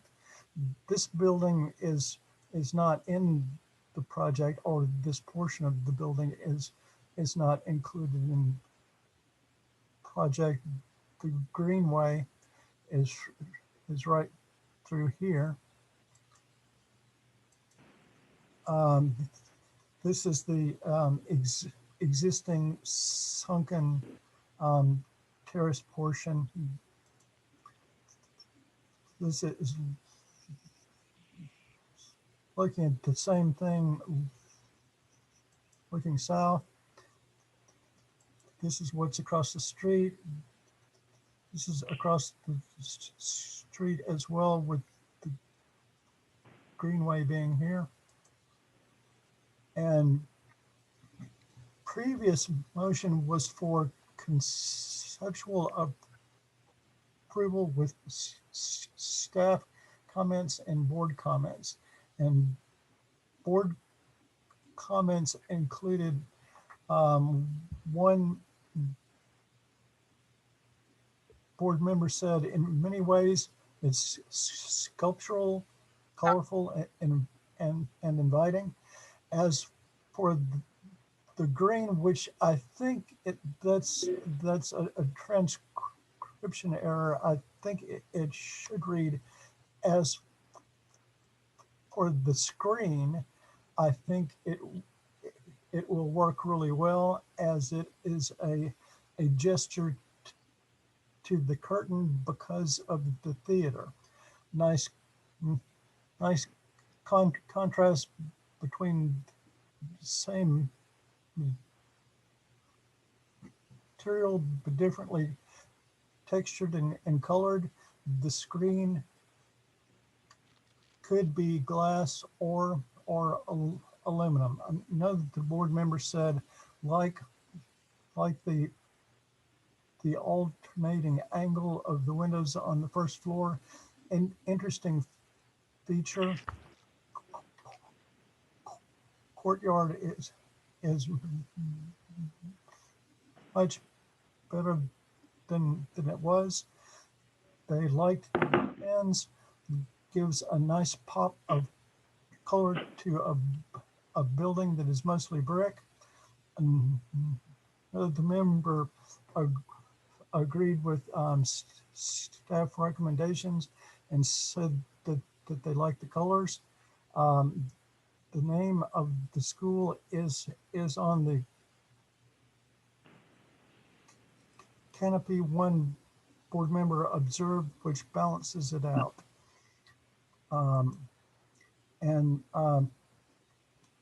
Previous staff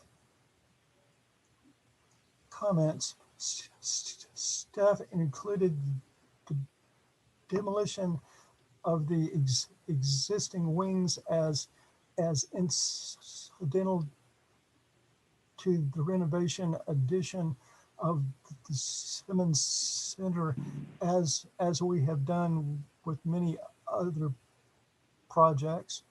The building is non-historical, and portions proposed for replacement at the street do not relate well to the street. They also no longer function for the center, and the need to adapt to the changing needs of the college. The subgrade courtyard is underutilized and not ideal, although it is nice that it terminates the greenway. This important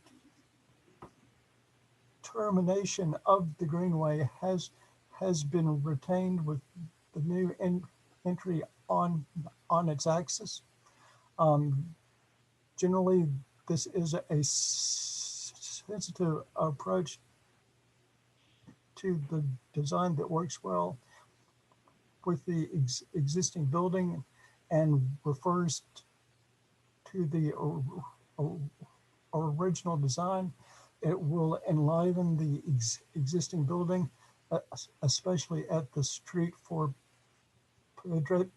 pedestrians, but also with the colorful fins at the lobby wall. Reference to the college palette of colors, and the area is helpful in this regard. The layout of the entry courtyard feels unresolved and somewhat of a lost opportunity that should be developed further. The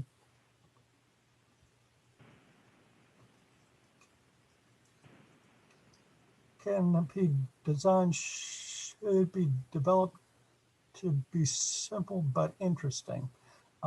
Overall, a restrained and interesting design, and with that, our recommendation at that time was conceptual approval with staff conditions noted.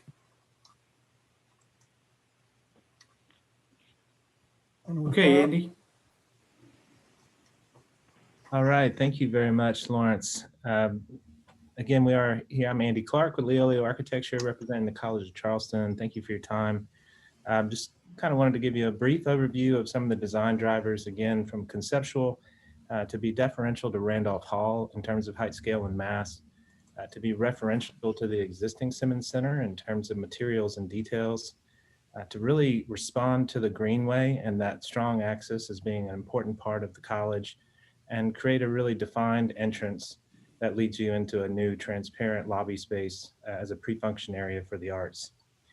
So if you can go to the next slide, I can say there weren't a lot of comments at the conceptual. Some of the comments we have developed further is the courtyard design, as well as the material for the fins at the lobby, as well as the brick color for the addition compared to the existing. So we'll talk a little bit about those three things as we go through. We'll start with some of the Sanborn maps. If you go to the next slide.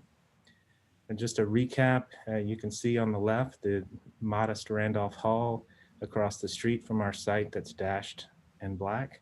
And you can see as Randolph Hall started to grow and expand into the cistern yard that we know today, the residential scale of the site.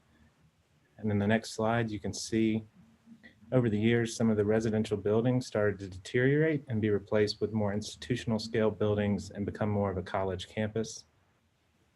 And on the next slide, you see zoomed in to the site.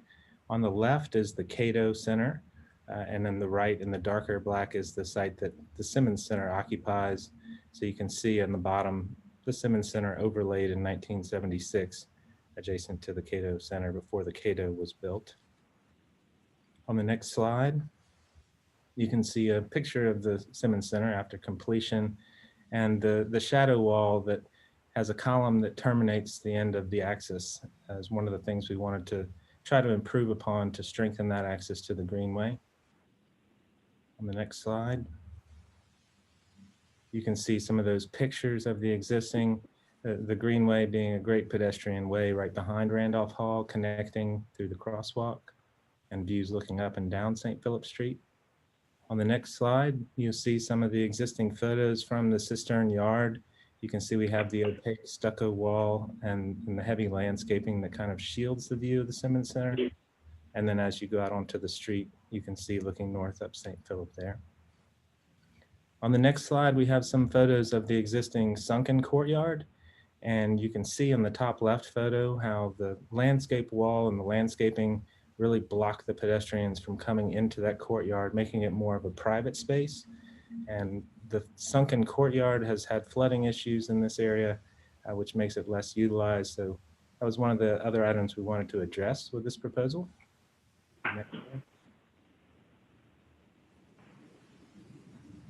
So here's the site diagram of the existing, and if you go to the next slide, it'll show you the existing entryways, and you can see the terminus of the greenway. You divide and go into 2 entryways into the building. So the current building has 5 secondary entry points. So we wanted to consolidate that on the next slide with our proposed site diagram.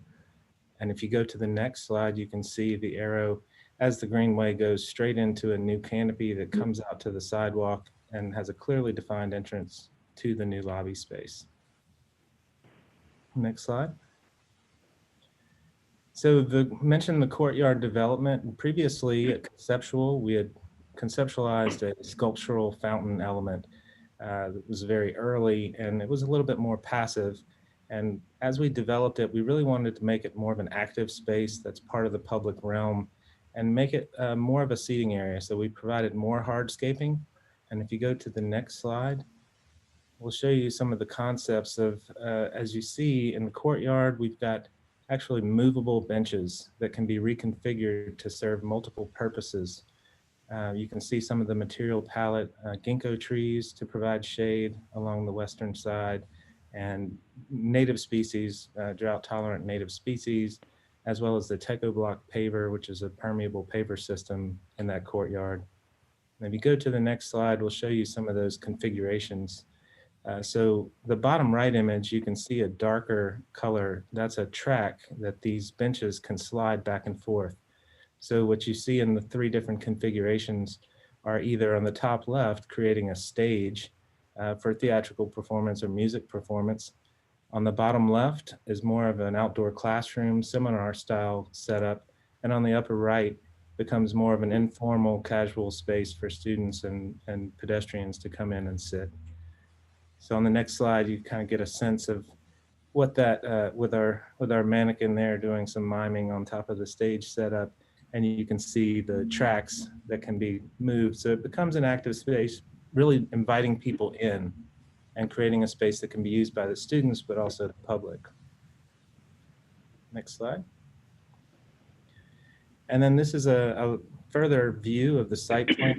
On the south end of the building, we are installing subsurface storage for stormwater to reduce the stormwater discharge from the site. So after those are installed, obviously we'll have to go in with new paving and some new landscaping to soften the edge around the building.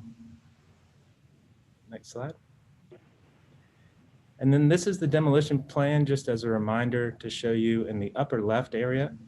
We are demolishing and rebuilding in that area that is hatched, the sculpture and scene shops, and it'll be rebuilt. It's a 2-story volume now, being rebuilt as a 3-story volume, so we can get as much of the program away from St. Philip Street as possible for deferential to the height of Randolph Hall.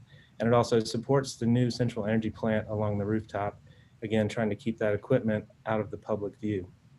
And then on the St. Philip Street side, a 2-story wing will be partially demolished, and that's so we can make way for a new black box theater that can infill that area, but not infringe on the courtyard terminus of the greenway.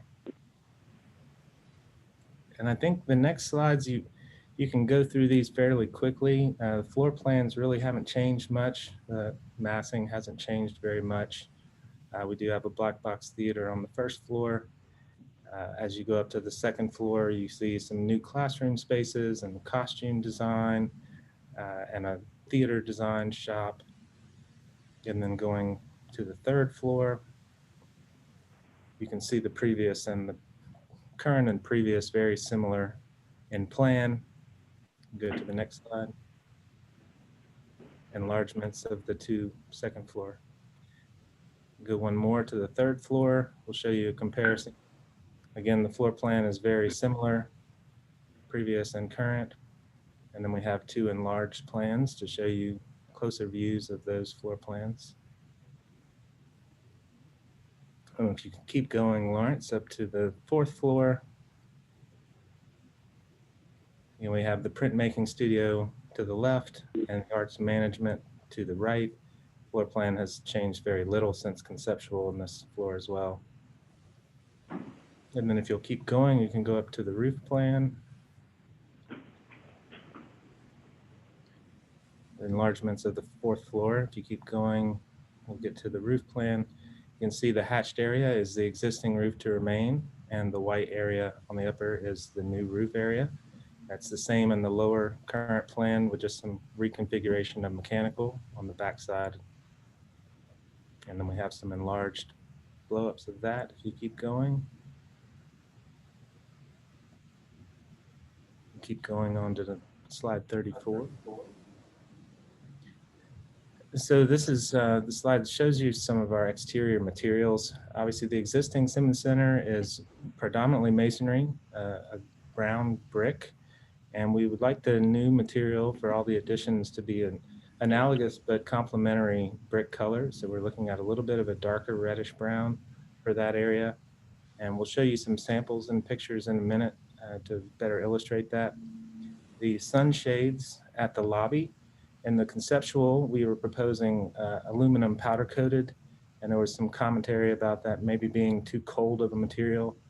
We've taken that into consideration, and we are proposing in this middle doing a glazed terracotta, which responds to the terracotta capitals at Randolph Hall right across the street, as well as a natural material responding to BAR principles. And then on the accents with the return, we've got the glazed brick accents that are green to reference the green shutters at Randolph Hall, also across the street. So we'll show you more in the renderings what that looks like. Next slide. So the colors, we felt it important for an art center to really bring in some pops of color. We wanted those colors to be really informed by the immediate campus. So these are all buildings that are along the greenway and the core of the college campus, and using those colors as our palette that will be used on the terracotta fins that are glazed to provide sun shields. Next slide. So these terracotta baguettes, you can see in the left is the shape that we're proposing for that baguette material. And then you see the range of colors that respond to those campus colors that we've referenced previously. The next slide, you can see on the left, these are actual color matches on the left to all of the different versions of green that are currently existing on Randolph Hall.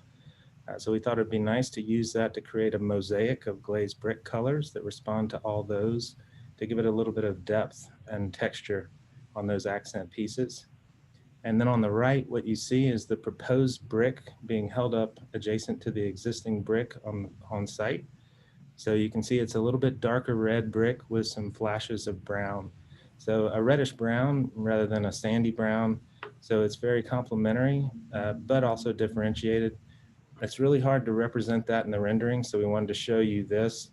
We've tried to capture that a little better in the renderings that we'll show you, but wanted to show you the actual brick in the field. Next slide. What's your grout color on that, Andy? You gonna match the same color? We haven't gotten to that just yet. That's what's really hard to represent, but we are gonna look at that in the mock-up. And I think we can go quickly through these elevations. You see the previous and current are very similar. The south elevation, as you keep moving, you'll go to the fire lane elevation. You can see very little change on those. And then some of the minor elevations that don't show up on the street views on the courtyard sides. Building sections have not changed. The massing is still the same. You can go through those fairly quickly. And then we should be getting to some of the mass models. So this gives you a sense of the scale. We've got 4 different views just showing how the addition, the 2-story addition, and then the 3-story addition on the back with mechanical on the roof.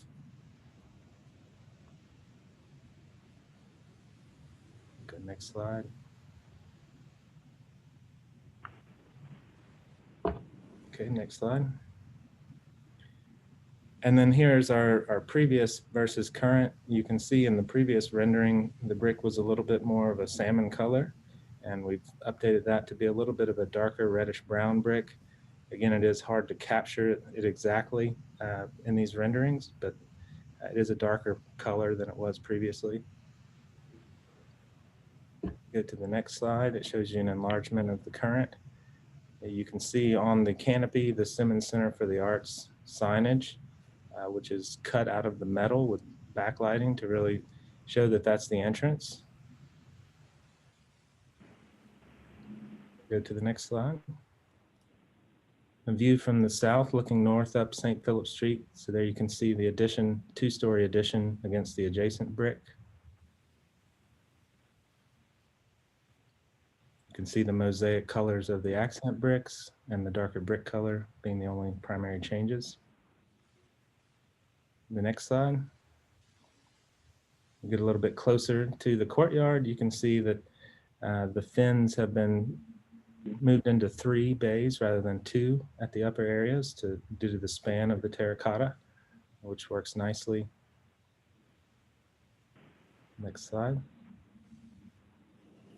Enlargement there showing the landscaping and the movable benches.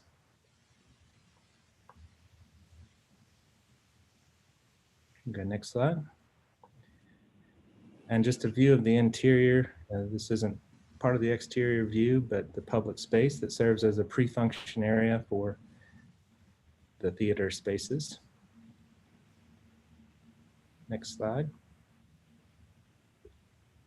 And then the next slide, final view that shows you the night view as a performance, and it glows as a beacon for the arts and invites people to come in for the performances.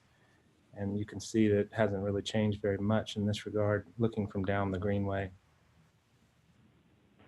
And then the next slide is an enlarged view of that. And that's the last. Andy, are you about wrapped up? Are you about close? That's the last. I was going to say that's our last slide. We do have the preliminary construction documents in the set for review if you like, but I was going to stop here and open it to questions. Thank you. Are there any board questions, or Lawrence, do you have any questions? No. Carol Wheeler, I have just a few questions. And one question is regarding the angled inset that you can see on this perspective right now on the second floor to the left of the entry canopy. And I was just wondering if why those angled,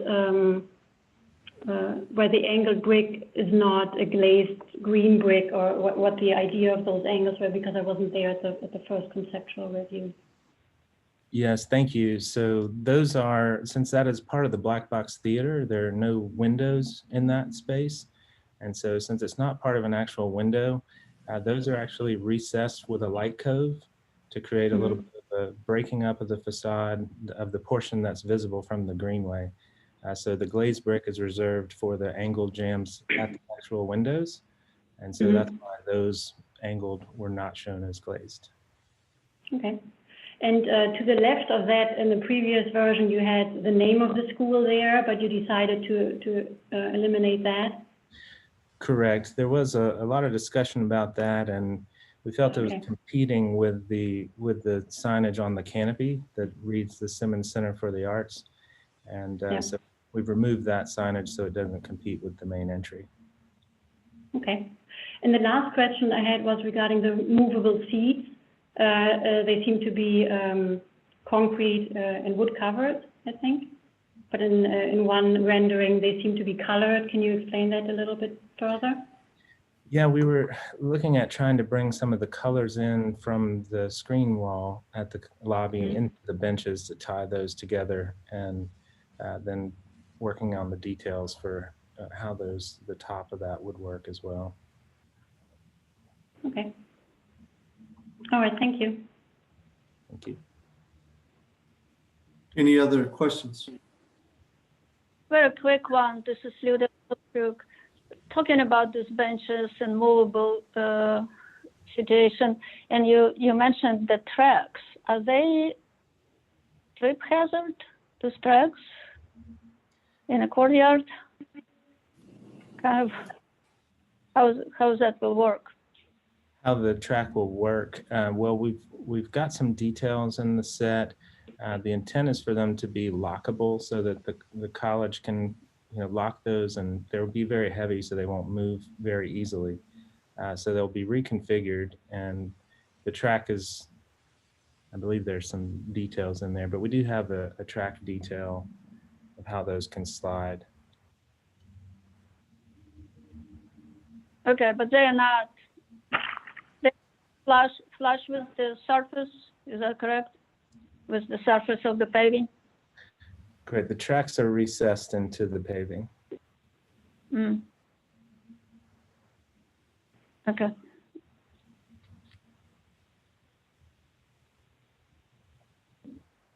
Are there any other questions?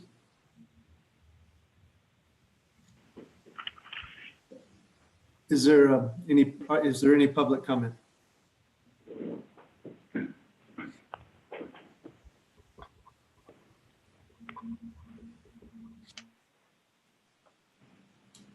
Linda, do we have any public comment?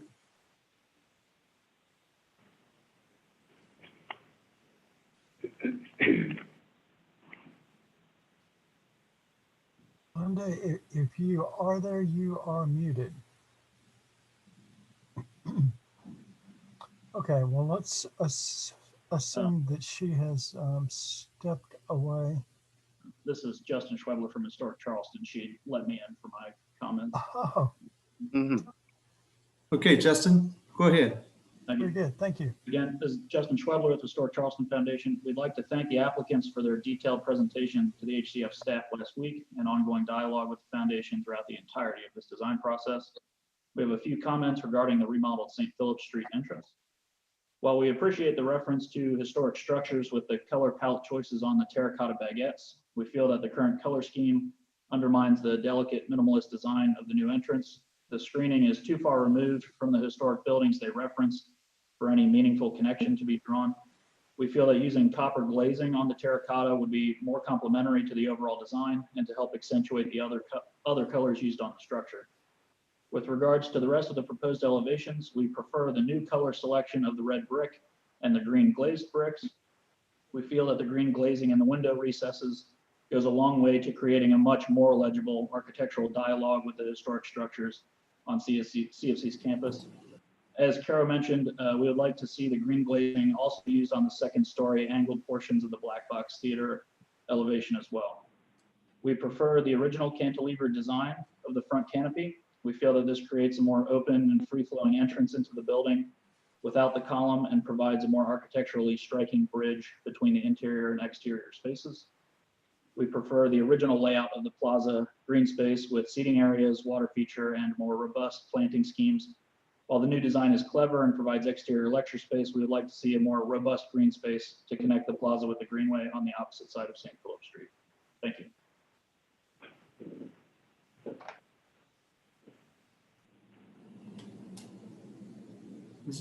Is there any other public comment?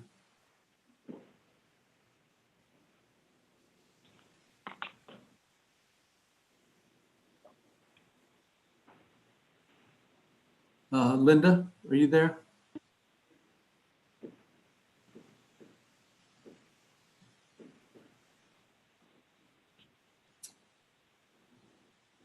Lawrence, do you know if we have any other? My presenter and commenter sheet shows that Justin is the only one for this project. So Andy, do you, I'm sorry, Lawrence, would you go ahead with your comments, please? okay. Staff comments include that this project continues to develop nicely. The previous concern regarding the courtyard has been artfully addressed. While staff might normally be reluctant to entertain some of the colors being introduced in various locations here, these seem to work well on a building housing the School of the Arts. The terracotta baguettes have an integral aluminum core, which helps to allay staff's concerns about durability. And with that, our recommendation is for preliminary approval with staff and board comments. All right, thank you, Lawrence. Andy, would you like to respond to either the public comments or the staff comments? I would say we appreciate the comments, and we'd love to work further with staff as we move forward. If the board was so inclined, we'd request a final approval by staff, but no additional comments. Thank you. Thank you. Thank you. Board discussion.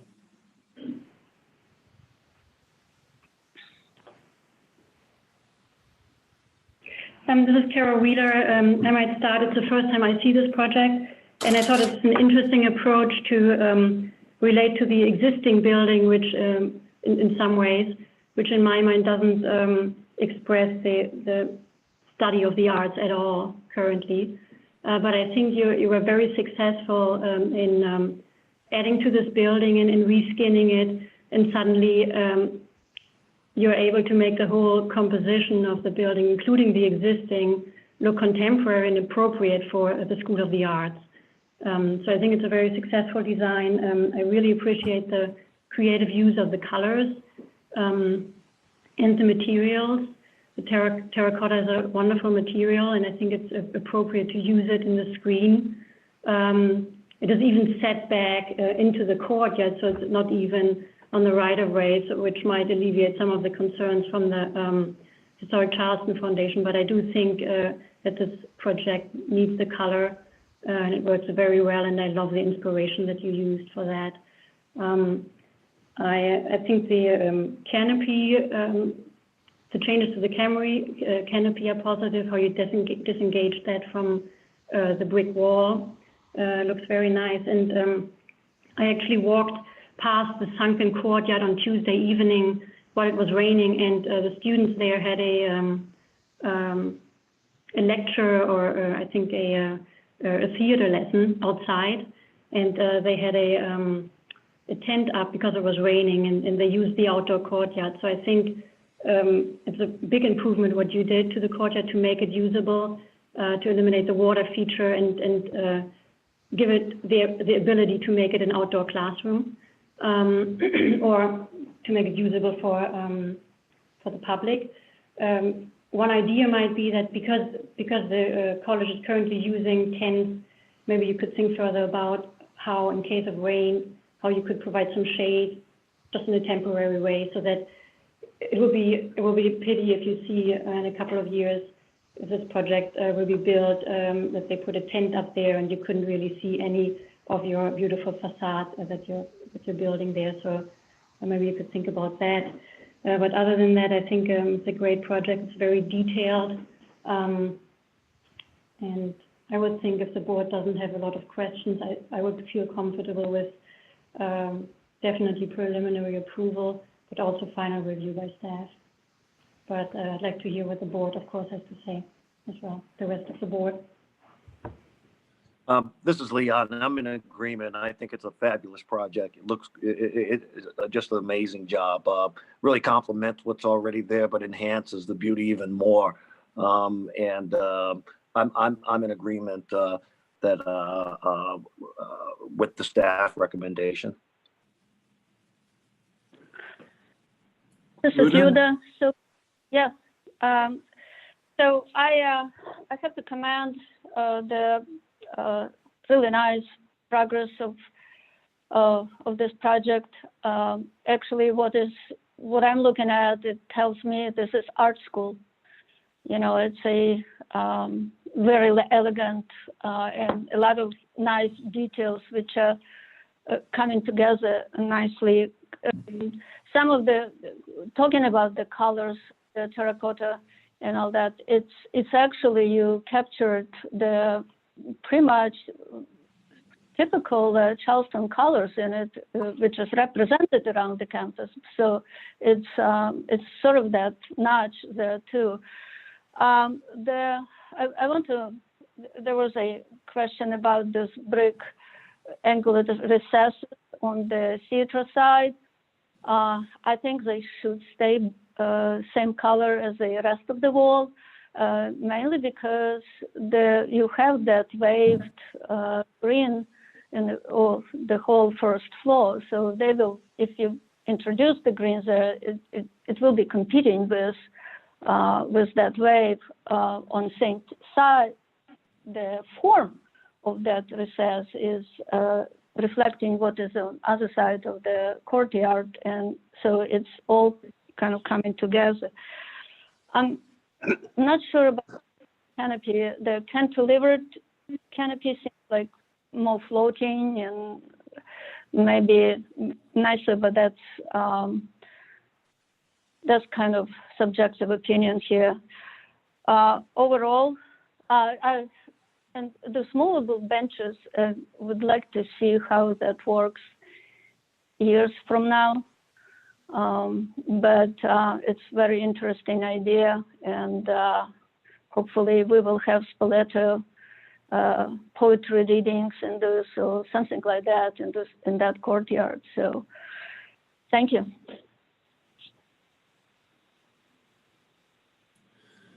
Okay. So James, are you having some comments? Yeah, just a couple of things.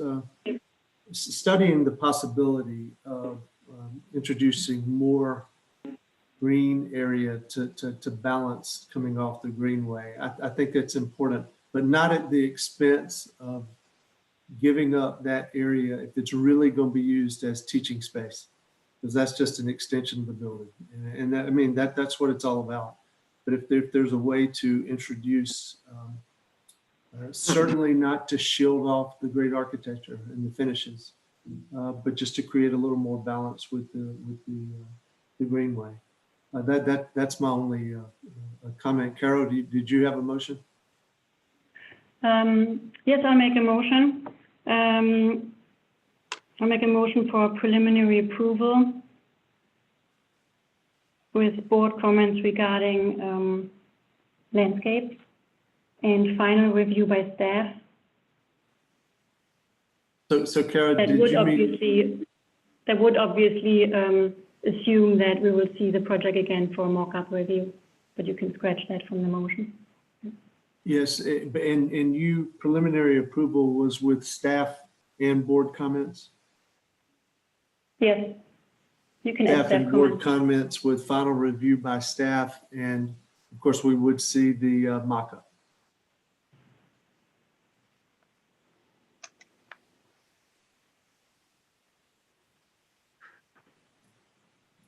Is that right, Carol? That's correct. Okay. Is there a second to this motion? This is Luda Sobchuk. I will second that. So Luda has seconded the motion. Is there any further discussion on this? Ms. Sobchuk, how do you vote? Yay in favor. Mr. Scott? Yay in favor. Ms. Wheeler? Yay in favor. And this is James Metters. I vote yay in favor, so Passes unanimously, and congratulations and nice presentation, Andy. Thank Great. you for your Yeah. time. Okay, and the last item on the agenda is 102 President Street, and we should have it on the record that Ms. Wheeler is recusing. Applicant is requesting conceptual approval for new construction of a mixed-use student housing development, requesting one additional story based on architectural merit and context. This is in Kennerborough, Elliottboro. It is in a height district 4, which is actually being rezoned as we speak to a height district 5, and staff has it on very good firm assurance that it will be in a height district 5 very shortly. It is in the old city district. Some context photos. Ariel, this is President going north-south, and Cannon going east-west. The cross towns here, and this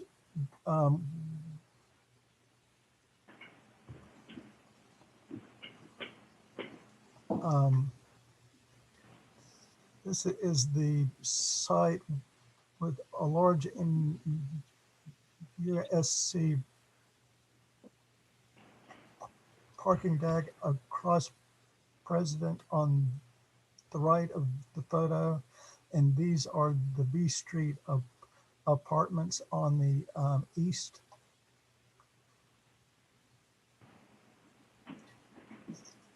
That's the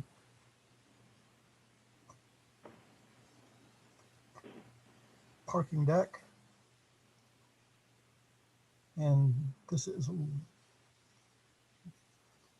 looking west. And with that, we will turn this over to Ms. Wheeler for her presentation. Can I interrupt for a second? Can you all hear me? Yes. Yes. I'm sorry, I don't know what happened to my microphone before. I'm looking for a Mike Cottrell who is supposed to speak. There's a Mike K in the attendees. Is that Mike Cottrell?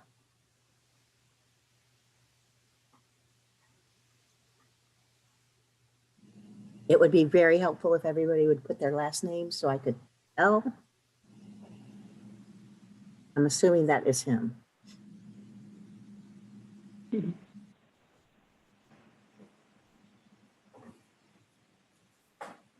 So Linda, I see Caro and I see John and I see a Mike K. Does that sound right?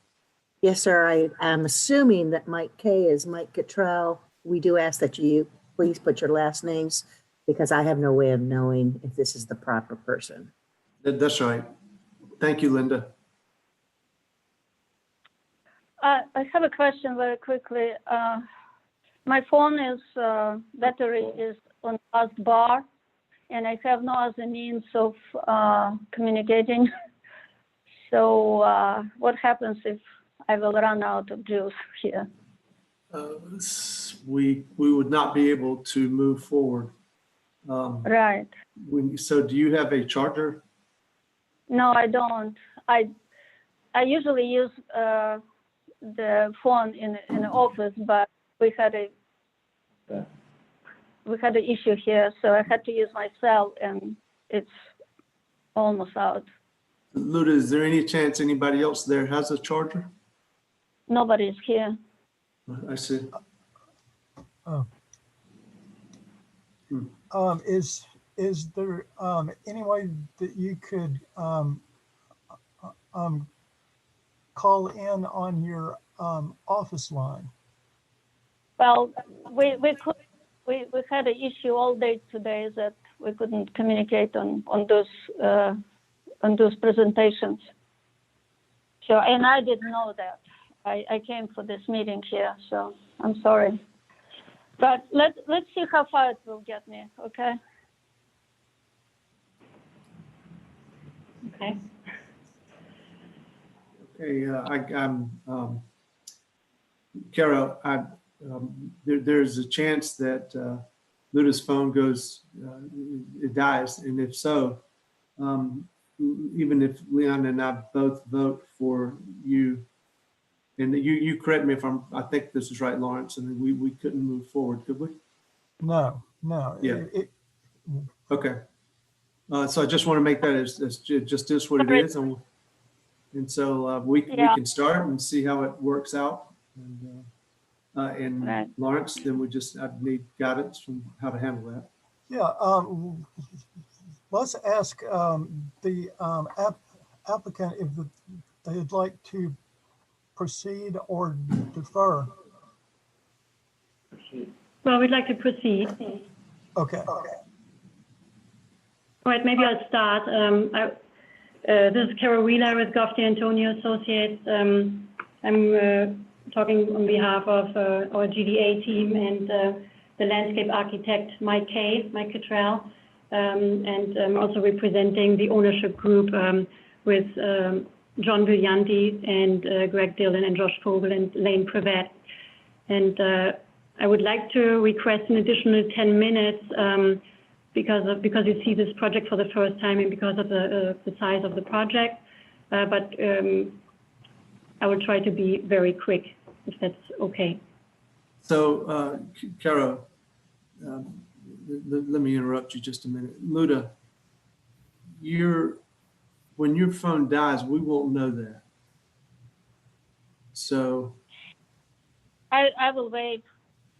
Okay, and Carol, I'm guessing when that happens, we'll stop the presentation because we can't vote. Okay. Yeah. Yeah. I'm very sorry. That's okay. Well, I'll try to be quick. Let's move to the first slide. This project is a mixed-use project, and we will provide, the idea is to provide student housing for the MUSC district. And if you proceed to the next slide, the site is located at President Street and Cannon Street, and it marks the gateway to the Cannonboro neighborhood to the east, or left on the screen, but it also marks the gateway to the medical district that you see on the top of the page. Next slide. Next slide. It was mentioned that the site is in a now zoned for a 5-story height district. It actually went through the Planning Commission and to City Council and was approved unanimously after the first reading. So it should move forward after the second and third reading. It will be in the 5-story height district.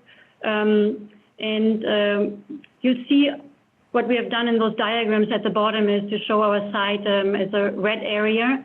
And those diagrams show how our site is nestled between a row of parking garages that are shown in blue.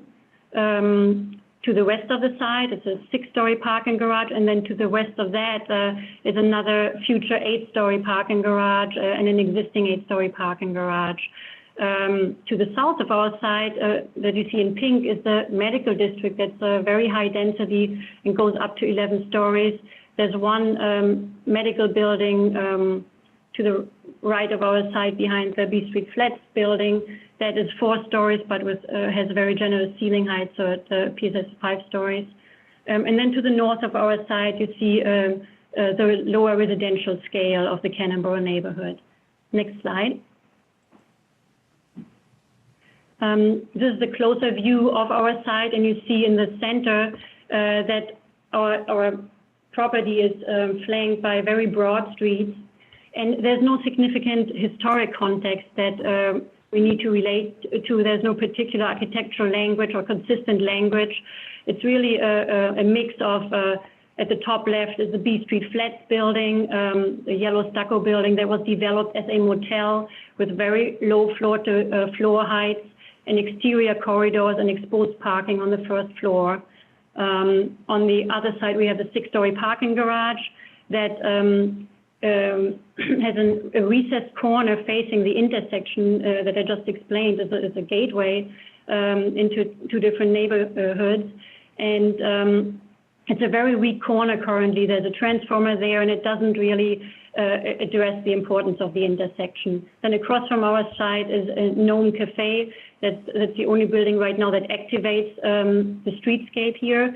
And then to the north of our side, we have the a pump station that that basically helps with the flooding issues in this area, but it gives our site a little bit more breathing space and puts 120 feet between our property line and the adjacent and the next Charleston single house.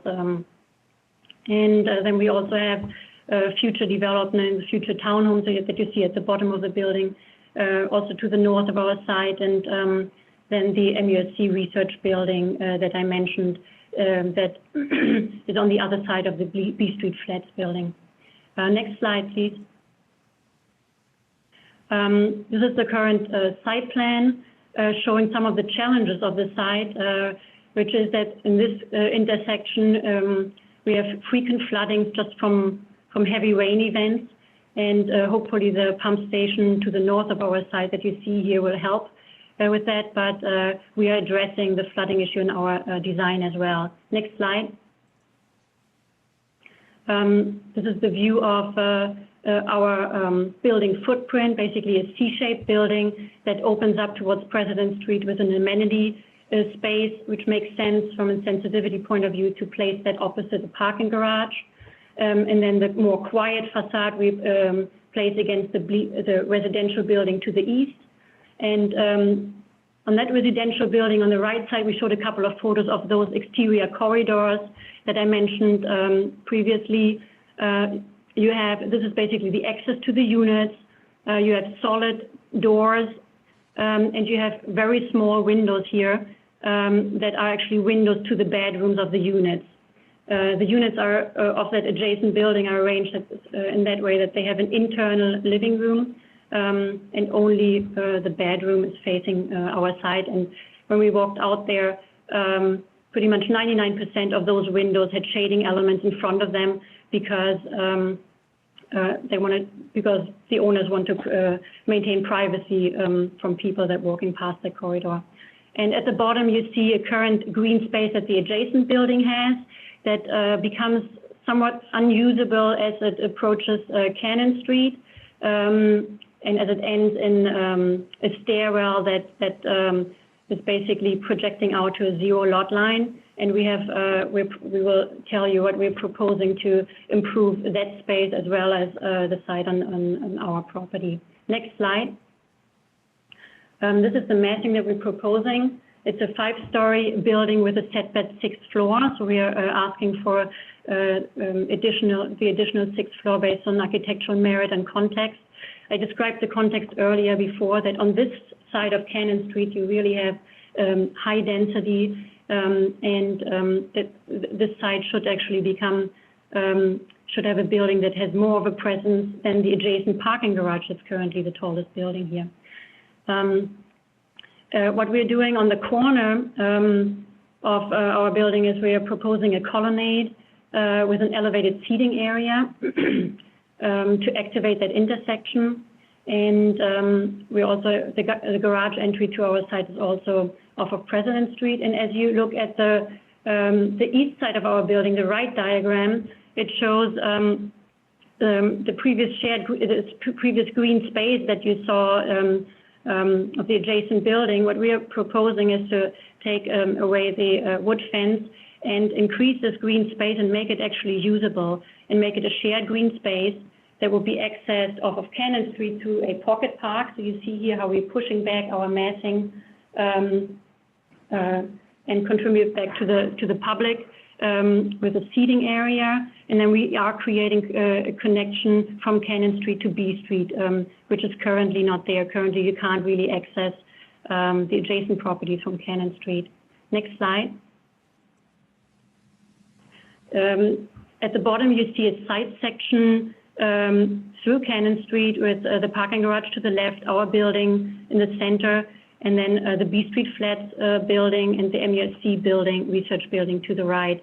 So that shared green space that I was talking about, you can see at the top right as well. But here in section, you see that we're proposing a much wider space here than occurs on the other side of the B Street Flats building. And we have created a double step back on that facade with a 5-foot step back on the second floor, and then an additional 9 or 10-foot step back on the 5th and 6th floor to give enough light to that shared green space. Next slide. This is the landscape plan, and I'll have Mike Cottrell just briefly mention the streetscape improvements that we're planning for the site and the shared green space.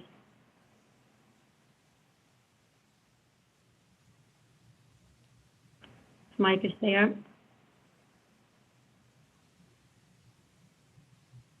Oh, Can no. we? No. You can do it. I just, since this is a stop, let me look at my car very quickly. I had the wires there, so, okay? I'm Okay. sorry. Okay. Well, that's fine.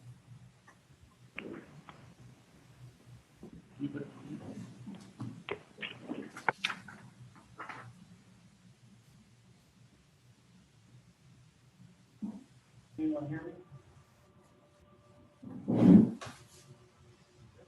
Yes, barely, Hi, this is Mike Cottrell. Can you guys hear me? barely, Mike. Okay.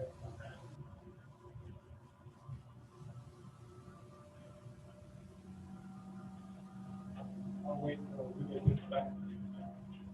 Okay.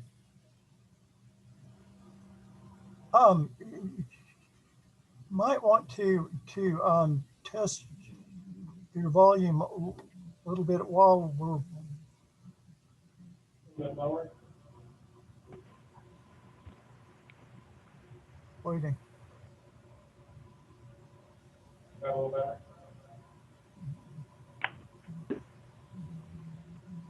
Not much.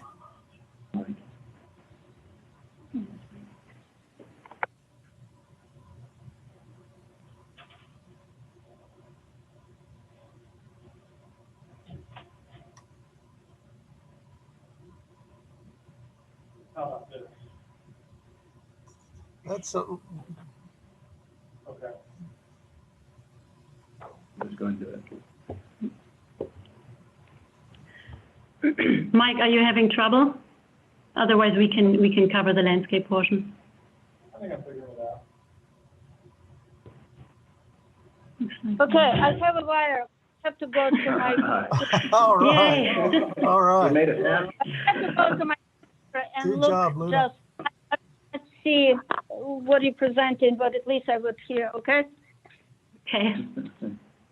Thank you. Okay, so I guess the best way to start with this is on President Street, and then just move clockwise around the building. So you can see on President Street, we're doing sidewalk improvement with concrete sidewalks and new tree wells. The sidewalk's going to be 10 feet wide and bordered with raised planters and stairs and seating that looks out towards President Street. These raised planters also act as an edge for the raised patio area, which will have specialty paving and will provide seating. As you move around the Cannon Street, the sidewalk is a bit wider, so 11 feet over there. And as you move up to the northeast side of the building, there's another raised patio that'll provide more seating and gathering along that sidewalk zone along King Street. The way to access it is either through stairs or a ramp that goes up with a focal point of a green wall right as you go up the ramp. And that helps transition into the pocket park. So as you move into the pocket park, there's a main walkway that runs the length of the park with a lawn space on the east side, and it makes its way to a raised deck. And it's bordered by a row of understory trees.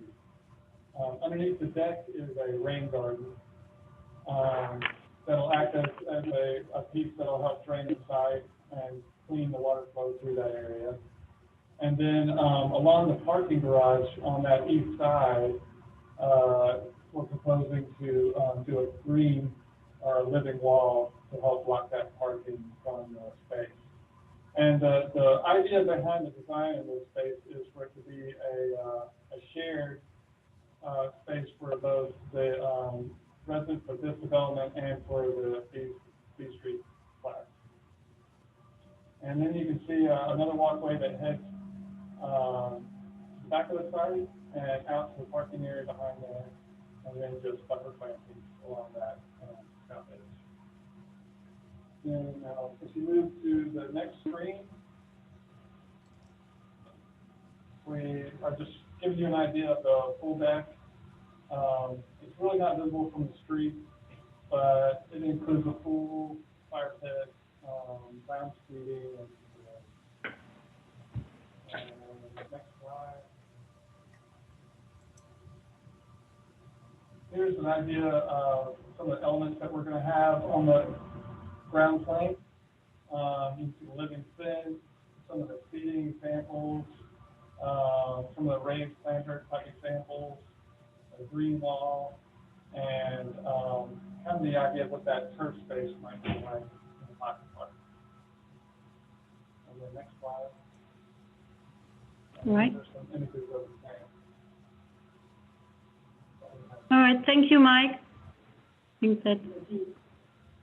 think that covers the landscape portion, right? Yes, that's the whole. I think then I'll continue with the architectural expression now. So proceed to the next slide. Or maybe while we're here, just briefly, I haven't mentioned yet that we will provide all the required parking on the site. We don't need any additional parking. This is a costly solution. We will need a 4-tier stacker, and we will need to have partial pits within that parking garage.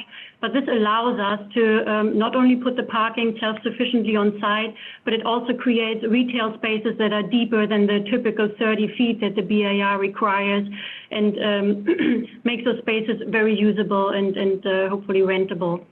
And this slide shows also, in addition to the wide, to the 10-foot or actually 11-foot sidewalks at the corner that we're providing, or that we will incorporate in the design, we are extending the feel of the sidewalk into our colonnade that we're providing on the intersection. And in general, besides street trees and street lights, we're also looking at putting the electrical lights underground and incorporate other improvements to the site. And if you could now proceed to page 21. And I'd like to talk about the general architectural direction of this project. And I mentioned before that this site is a gateway site to the Cannonboro neighborhood and the medical district, and ends basically the row of parking garages as you approach the site from West Ashley. And so this building deserves a gateway building. And we looked at corner buildings in the historic context in Charleston, and what the historic buildings typically do is that they either have a special corner, chamfered or round corner, or maybe a higher parapet or a stronger cornice element. in some occasions on the top right, corner buildings just continue the punched openings and have a solid corner. But if you then look at contemporary corner precedents in Charleston, you see the addition of glazed corner elements or corner balconies, so much more dynamic approach to that corner expression. Then we also looked at the MUSC architecture precedents and started with an architectural language that related more to that, but we went away from it.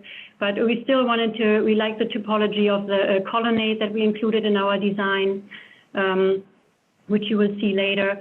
And in general, for the architectural expression that we're proposing, we're looking at a light-colored brick building. We're obviously still studying materials and colors, but light-colored brick building with deep inset windows, and not necessarily a differentiation with another material of the first floor versus the upper floors. But we'd like to bring the brick down and take a more contemporary approach, but with very elegant brick detailing. Next slide. Next slide. And this is the view from the intersection looking at the building. Again, I had mentioned before that we are incorporating the colonnade. This helps us to elevate the retail space behind the facade slightly and incorporate an ADA access. And this alleviates the flooding issues that occur at this intersection. And in addition to that, I mentioned the wider sidewalks that continue into the colonnade. And on the right side, you see a view of that activated colonnade that really responds to the Gnome Cafe on the other side of the street, which is currently a lonely activator, you could say. There's nothing else around here. Next slide. This is a view from President Street showing how we are expressing the two brick masses and then create some relief on this 200-foot-long facade with our amenity deck. The amenity deck will be properly screened, and in the background you see a lighter mass that where we're proposing a metal panel. Next slide, I think that would show that a little bit better. This slide shows in the background the lighter gray material that we're proposing. But for the main brick anchors, we're showing this light-colored brick detailing, and we are proposing a 1/3 window facade composition.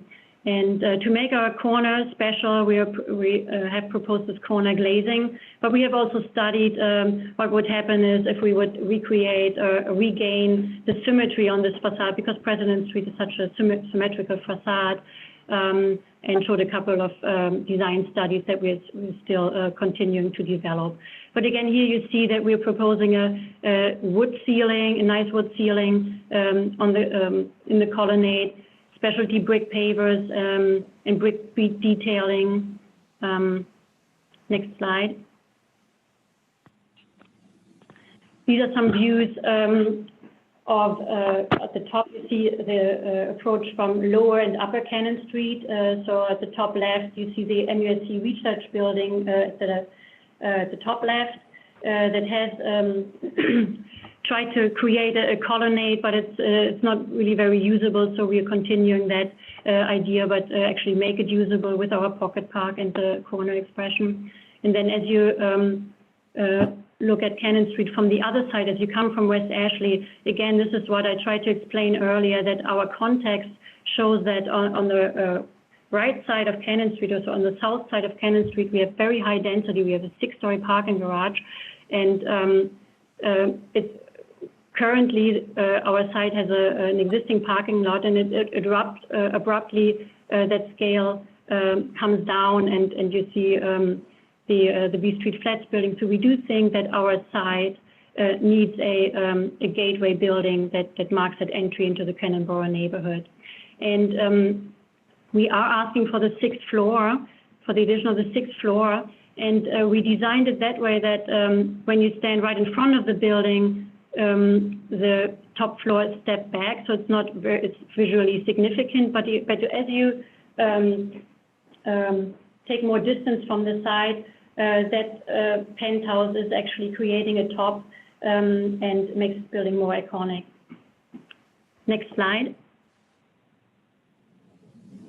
This is a view from Cannon Street, how our building meets the B Street Flats building, the yellow stucco building on the left. Currently, there's a wood fence on the B Street Flats side that continues all the way to, that's not the right building, it's at the very top. This was just a precedent at the bottom left. But currently the site is not very approachable, and what we are doing is we are stepping our building massing back, we're creating this pocket park and then creating a gate into that shared green space. Next slide. Next slide, I think you can keep going. We have a couple of shadow studies, I think. These are the elevations. Generally, we're proposing brick. These are the courtyard elevations. We're proposing brick and then a lighter colored metal panel, lighter metal panel. And these are shadow studies that we use to develop our massing to be sensitive towards the B Street Flats group, the neighbors that face our property. And what we did is we created this double step back that I explained earlier. And when we compare this double step back of our 6-story building to a 4-story building at the bottom, you will see that during the core hours when that green space will actually receive direct sunlight, there's no significant difference. So that step back is really effective, and it would not make any difference from a shading point of view to a 4-story building that's right at that same position. Next slide. These were some images we included in our presentation just to show you the design process. As I mentioned before, at the beginning, we oriented ourselves a little bit towards the NUSC architecture and the language, but we wanted to become less commercial or institutional, and we developed it to the point where we are right now. And up to now, we have met several times with the historic groups. We work closely together with city staff and Lawrence Courtney, and we met with the Cannonboro neighborhood several times, and also with the adjacent neighbors of the B Street Flats group. And we always appreciated their input, and I'm sure we're going to hear something tonight as well. But this is a product of the consensus finding that we did. And continue to the next slide. These were some studies that we did in response to some concerns that the Preservation Society had regarding the colonnade spacing. And this is obviously not at an end, but this is a design in process. And next slide shows a couple of studies that we did regarding the corner glazing and how large it should be, or if it should just be a simple brick mass with a solid corner and punched openings. But we feel that that this building can take a more contemporary approach and can have this corner glazing to make this intersection special. And as I had mentioned before, we do ask tonight for conceptual approval and the addition of the 6th floor. And we think we have presented this site and explained the context very well, that the site can actually support a 6th floor. And in terms of the architectural merit, we do contribute to the public with our wider sidewalks, with our colonnade, with our step backs, and the shared green space that without the 6th floor would not necessarily be viable, but the 6th floor makes it possible for us to use these nicer materials and incorporate these extra architectural and site features. And with this, I'm open to any questions that the board or city staff may have. Thanks, Carol. Questions from Lawrence or the board?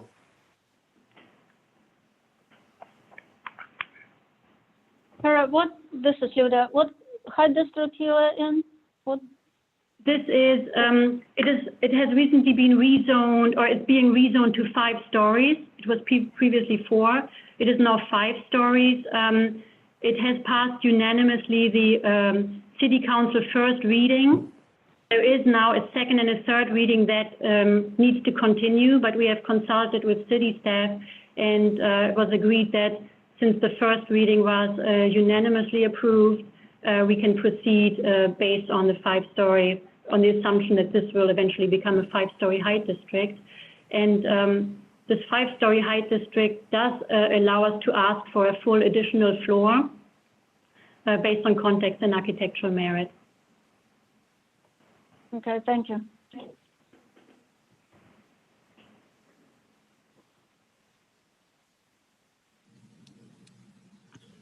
Lawrence, do you have any questions?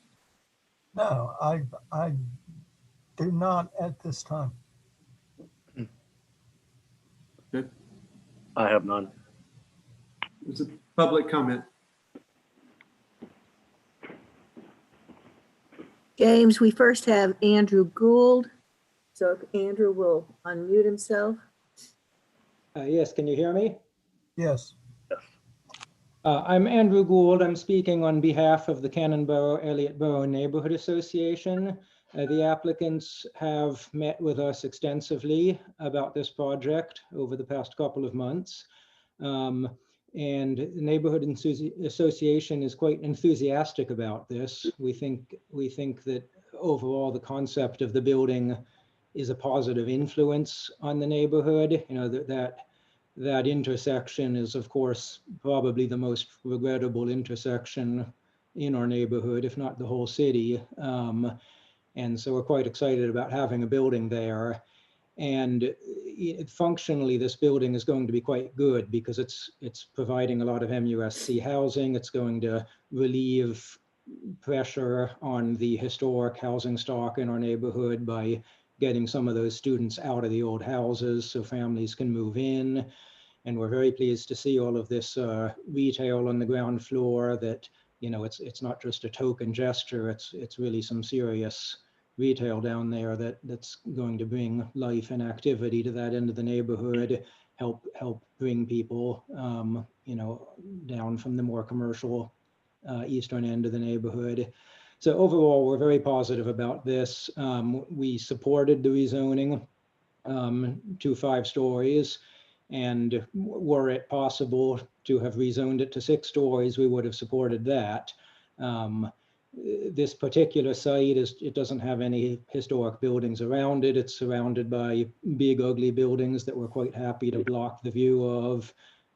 So we're perfectly happy for this to be a 6-story building if the BAR can see fit to approve that.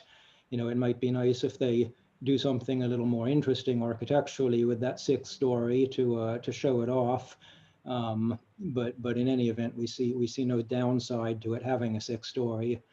In terms of the appearance of the building, the one concern we have is that the language of the facades is implying load-bearing masonry, but it's a little unconvincing structurally because it's kind of top-heavy looking. It's a little unsettling right now that the upper stories are quite heavy looking and the colonnade is fairly slender.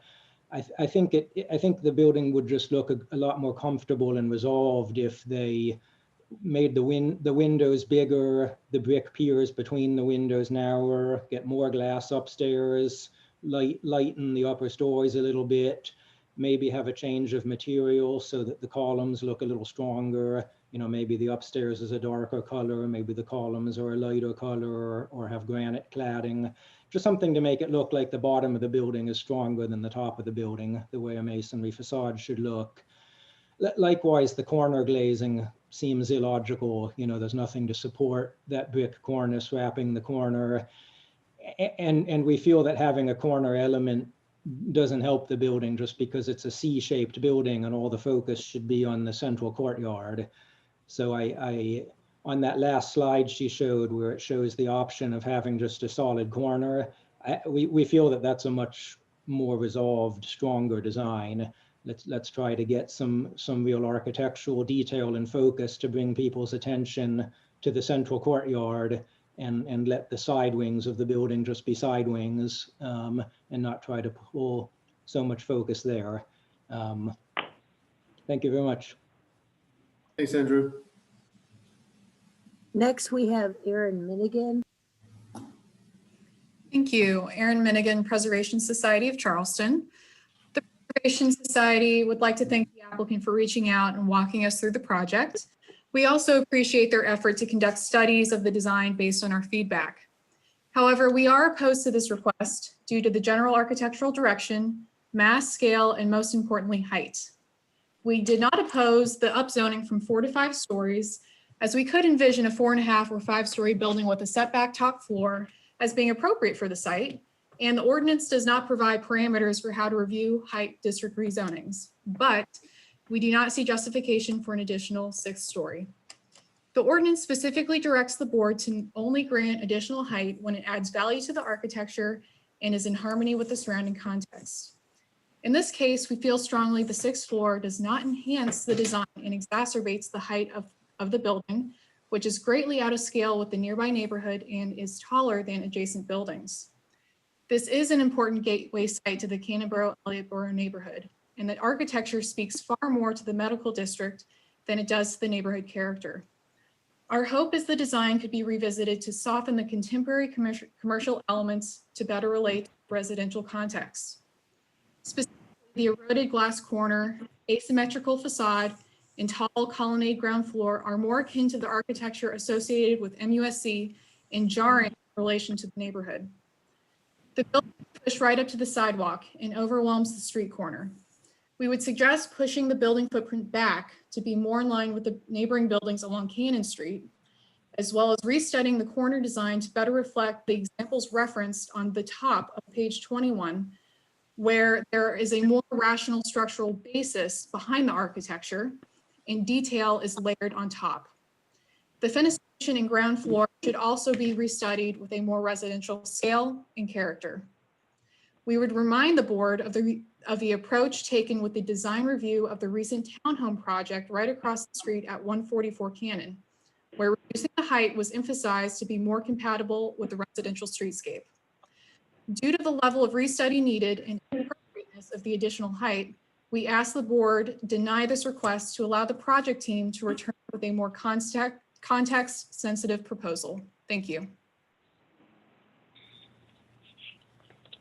Next, we have Justin from Historic Charleston.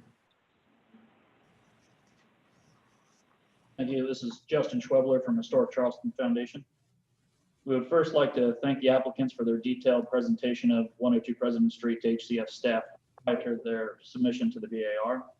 Following our meeting, we had a good overall impression of the project with some notable concerns, which are as follows. The central massing on the President Street elevation should have a similar material application to the adjacent elevations on the plaza. We feel that the entire elevation of the metal panels as drawn accentuates the expansion joints and takes away from the architectural merit of the brick panel cladding that dominates the structure. We would also like there to be taller, more robust screening on the pool plaza level from the street. As it stands, the raised plaza level makes the building seem a bit like a beachfront hotel. The paneling under the windows and wrapping the Cannon Street corner is listed as metal paneling or similar horizontal siding. We believe that this should be executed in single flat metal panels, preferably of a high quality material like or comparable to bronze. We would like greater clarification for the material choice on the recessed portions of the elevations, particularly the center section of the Cannon Street elevation. This dark panel material seems too monolithic and flat. In order to achieve the height variance for architectural merit, we believe greater attention to ornamentation and delineation of depth between cladding, windows, and glazing should be emphasized, as well as an elevation in the quality of materials used across the entirety of the structure. The stair tower on the south elevation should be flush with the rest of the facade and not accentuated by a different material treatment, especially over such a uniform massing. We also believe the greater attention should be paid to the south elevation's material choice overall, and that the metal paneling should be limited to the top floor in keeping with the Cannon Street and President Street elevations. We also have concerns about the impact this building has on the neighboring apartments. The step backs on the east elevation are a generous attempt to provide more light and airflow to the shared green space, but we feel, however, this building will make the corridor almost cave-like at almost any time besides midday. We would like, again, to thank the applicants for their openness and communication throughout the design process. We feel it's not always our duty to stand in opposition to developments like this, but to ensure that proposals will go a long way towards increasing the livability and architectural standards of the surrounding community. We feel that the establishment of a retail and restaurant space on this corner and providing a greater concentration of MUSC students outside the neighborhood housing stock will be beneficial to achieving those ends. Thank you. Thanks, Justin. And next we have Brent Lindley. Can you hear me? Yes. Perfect, thanks. Thanks for listening to all of us tonight. I know it's been multiple hours already. I am the manager of the regime, or the HOA over at 40 B Street. We're 84 different properties. We've got homeowners that live there. We have renters that live there. So we kind of provide to the community on really this side of MUSC. I'm speaking tonight on behalf of our entire board of directors, as well as our full regime, again, of 84 units. I also want to thank the architects, Goff Antonio, for all of the meetings we've had since that zoning meeting where they did get that height increase to 5 stories. They've listened to a lot of the things that we had to say. They've taken this green space that's between our buildings and put that in really at our suggestion. There is no land use agreement there yet. So be aware that 70–80% of that plan is not on their proposed land. But we do appreciate them working to make that. We also share the concerns that were just aired about the almost tunnel effect that is being created by this building there. But again, we do want to take a moment to appreciate the stepped back approach that is there to create a little bit more airspace, even though we are still within feet of the front door and the windows of our condos that are there. That's a hard thing to think about, just something totally blocking out your sunlight in front of a residential building. In terms of a larger picture of the project, it is more than just our building. It's also the neighborhood, Canterbury Elliott Borough, which is 1- and 2-story homes and shops. That's the neighborhood. That's the identity of it. This is really trying to be more like MUSC. It's trying to be bigger. Bigger isn't better in Canterbury, but it just isn't the identity there. Again, the city originally wanted 4 stories on the lot. They have now increased that to 5 stories. The developer wants a 6-story on an architectural merit.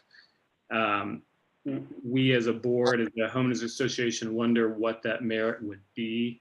The 6-story doesn't seem to add to the building. You could recess a 5th story and have the same effect. The 6th floor, they've said that you won't be able to see it from the street, but really, these pictures are coming from directly underneath the building and looking up. Sure, you can't see it, but coming down crosstown, coming down anywhere else, you're going to be able to see this tower that is just looming over this 1- and 2-story neighborhood. It kind of leads us to the question of, is the public going to look at this massive footprint that maybe it has 4 stories, maybe it has 5 stories, and are they going to say that's an architectural shame the building doesn't have a 6-story? Our opinion is no, that no one is going to miss that if it's not there, and they're going to see it if it is there. So then if it doesn't add anything to the building, I guess we question what the addition to the neighborhood is by adding a 6-story. It shouldn't be about MUSC. It shouldn't be about a parking garage across the street. It should really be about the residents, the people who live in Charleston. It's really creating just a larger presence on an already daunting intersection. They've previously cited, and they just cited, this parking garage across the street for a reason to have architectural merit, to put a 6-story on. But it is not our opinion that a parking garage should serve as the basis for any architectural merit for any property, especially in Charleston. With that said, I do want to reiterate how great they have been to work with. They've really heard our concerns, except for on this mass topic. and they really have worked with us on the eastern and the south elevations to come up with some good ideas. I know it's not finished, but they have worked towards that, so we appreciate that. We do, however, ask the city to deny this attempt to add a 6th floor simply because we don't see the architectural merit for it, not for the building itself and not for its surroundings. And then we also ask the city to protect the identity of the neighborhood by denying the mass and the footprint of the proposal, and not to let the topic of a 6th floor distract from the other factors that cause the mass to be a problem with this whole proposal. Thank you very much.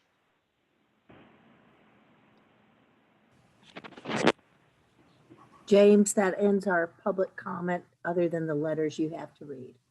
Okay, Linda, thank you. Some are letters and some are emails. I begin with a note from William Westberg. I strongly object to the addition of the 6th floor as proposed by the developer. This is a huge change from what the developer first presented. It will cut off light and circulation to our building, add significant population density, and have an overpowering presence, and likely be even taller than the MUSC dental faculty building, our neighbor. Moreover, it is not in keeping with Charleston skyline, which being compromised with the addition of oversized buildings. Our historic city is beginning to look more and more like every other mundane urban place. Also, the proposed building crowds our building, leaving little space between the proposed and our building. I have reservations regarding the close proximity of 40 B Street, vis-a-vis fire department and EMS ease of access. I urge you to disapprove the addition of a 6th floor and not to approve the close proximity to 40 B Street flats. Second, to members of the BAR, thank you for the opportunity to express my opinion on the project at 102 President Street. I've been a resident of 40B flats since 2007. As an owner, I have seen much progress in the neighborhood. At one point, I sent an email to the president of MUSC thanking him for the wonderful job. The urban farm, the dental school, and all wonderful landscaping throughout the campus. I love my neighborhood. It is exciting to think that the lot at 102 President will be developed. The plans are beautiful and quite massive. I do have some concerns. How will an emergency vehicle fire truck be able to get to the 40 B Street Flats 4-story building? It is the building that the project will be in front of. I just watched the amazing fire department respond to the fire at MUSC. They have their hands full. Do they have a say in this approval? It seems the proposed driveway for the project will enter and exit President Street. Prior to COVID-19, there was a gridlock with cars getting into the parking garage across the street, mornings and evenings. It's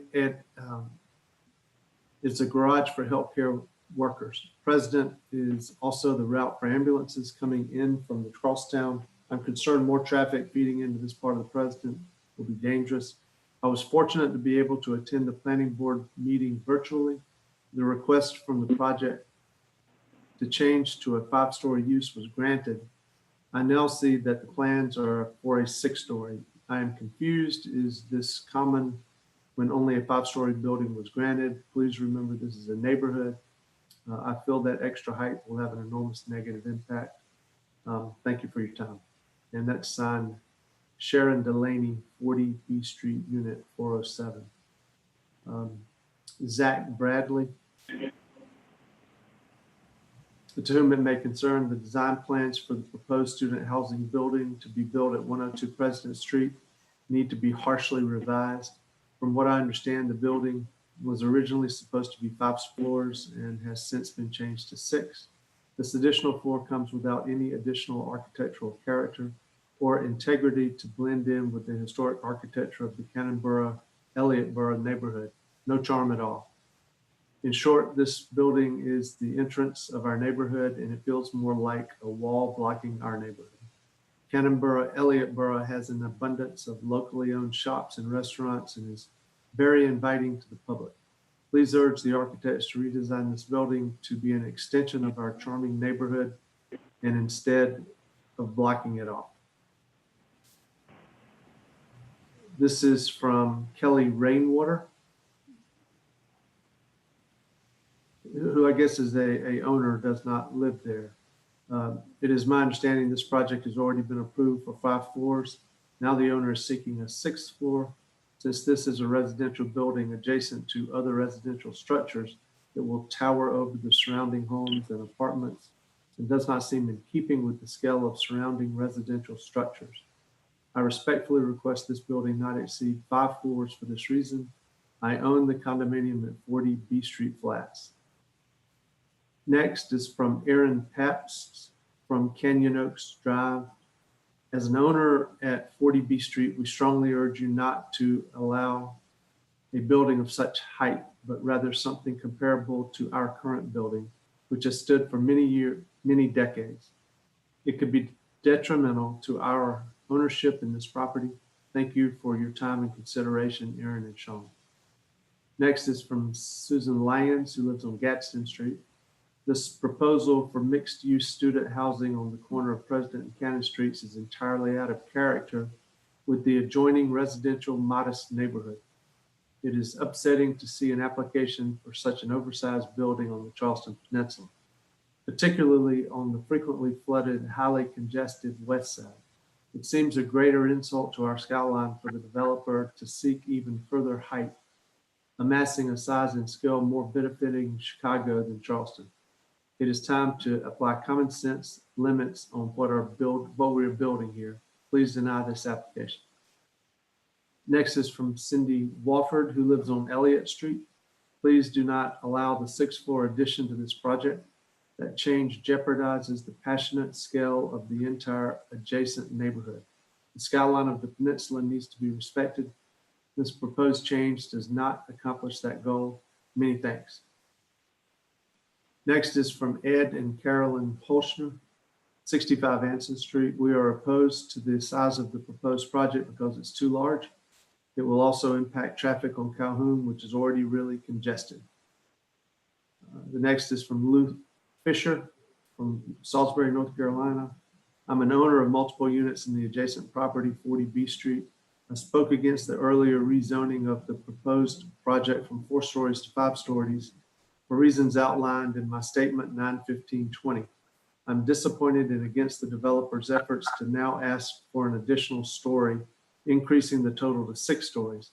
However, I do appreciate the developer's efforts with our ownership group to minimize the impact on our residents by using a step-back design in the wall adjacent to our building. By being sensitive to the building and landscaping design of the elevation visible from our main entrance on B Street, and by incorporating common green space in the design of the Cannon Street elevation. Thank you. Next is Lynn Hanlon from Meeting Street. The southeast corner of Cannon and President is a prominent gateway to the Cannon Borough, Elliott Borough. The project should be compatible with and enhance the neighborhood. Please vote to deny the project as requested. It would overwhelm this important and well-established neighborhood. It looks like West Edge and is not appropriate to this location. Another is Amanda Griffith from Bull Street. Behold, God, Army, this is a very large project on a prominent corner coming onto the peninsula with no ground level, open space, and an almost full built out site. The proposed 6th floor must be a red herring, diverting our attention from the enormity of the mass of the structure.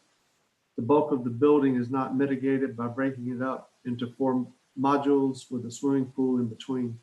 Parking garage across the street looms over the sidewalk where no pedestrian can ever feel safe, but yet the 6th floor of the proposed structure is even higher and supposedly helps this lack of relationship between the user and the street experience.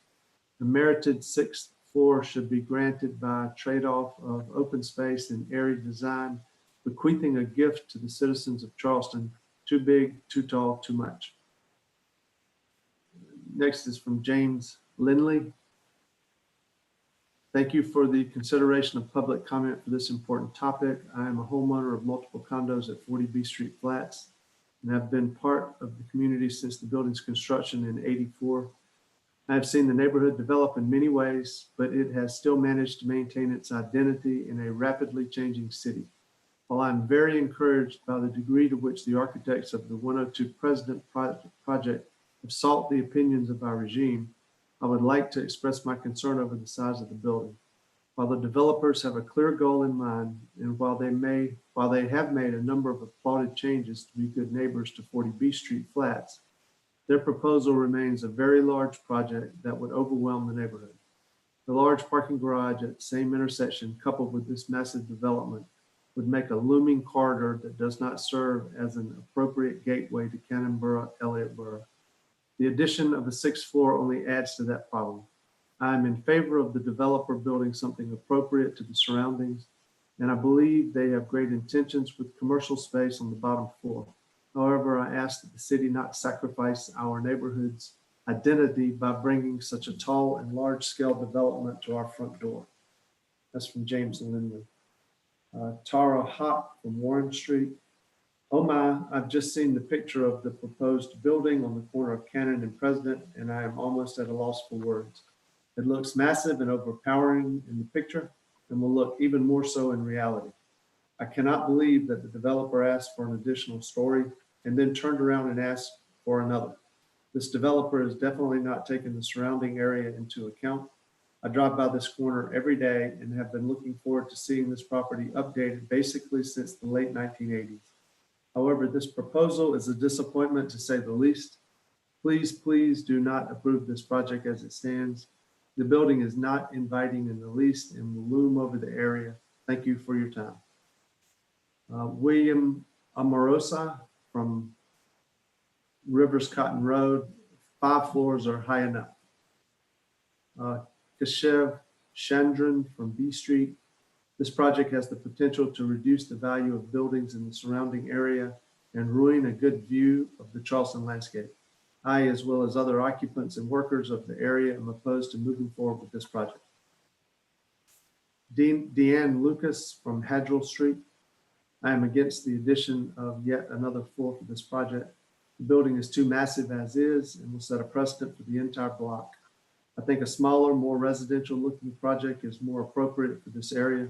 If you look from a bird's eye view from MUSC Dental Building onto the rooftops of the block, there are numerous trees for this block and the neighboring residential non-MUSC blocks. Please consider holding this building height to the already approved height. I own a unit at 40 B Street and an employee at MUSC. This is from Ann Igo from Church Street. I have lived on the peninsula for 80 years. Please do not build the complex at the corner of President and Cannon Street. We are already crowded. Catherine Corona from New Street. Please, please do not approve the mixed-use student housing building at Cannon and President Street. It is too tall, does not match the aesthetics of the neighborhood, and completely detracts from architecture and style of downtown Charleston. I understand the need for more student housing, but there are several other new builds already addressing this issue. This one is smack in the middle of the crosstown and is an eyesore. Brenda Drake from Wentworth Street. The proposed building is unattractive and not in keeping with the architectural style of the peninsula. Adding an additional story will only make matters worse. Please ask for a new set of plans more in keeping with Charleston style. Patrick Hill from Headquarters Plantation. I would like to go on record voicing my objection to this project. As an owner of 40 B Street Flats, I strongly disagree with the way this project is unfolding. Its scope and scale is much bigger than our building. It will completely block any views as well as sunlight to the adjacent structures. Let's not forget about the financial toil that will negatively impact our owners. Once again, mark me as vigorously opposed to this project. Thank you for your time and consideration.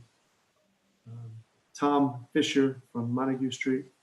A similar sized development was denied BAR approval 4 years ago. It was too big then and it's certainly too big now that the peninsula has seen more untempered and irresponsible development. There is nothing wrong with change or growth, but it must be done responsibly and sensitively. Simply put, bigger isn't always better. The property owner has the right to do with his property what he wishes, but he does not have the right to ignore laws, zoning, or code, and he does not have the right to adulterate a neighborhood with unwanted and insensitive development. Let's have some standards. Let's let's do what is best for our city and community. Let's slow down and take a closer look at these proposals before accepting any and every plan to throw up a building. Okay, that's it. Okay. So, Kara, would you like some time to respond to either the public comment? Sure. Well, wait a minute. I beg your pardon. I have jumped over the staff's comment. Sorry, Laura. No. That is quite all right, James. Thank you for reading all those. Okay. Staff comments are applicant is in the process of having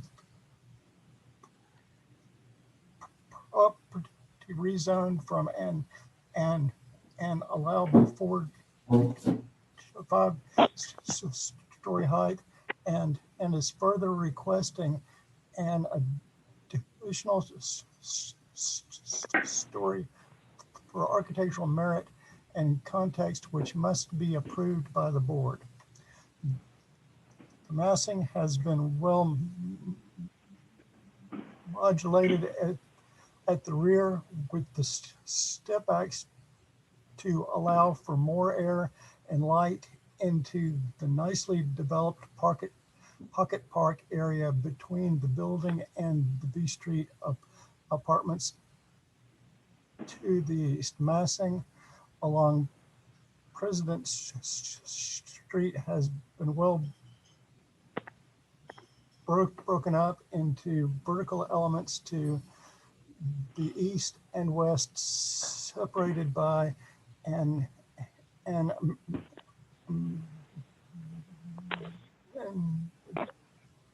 court at the second floor level.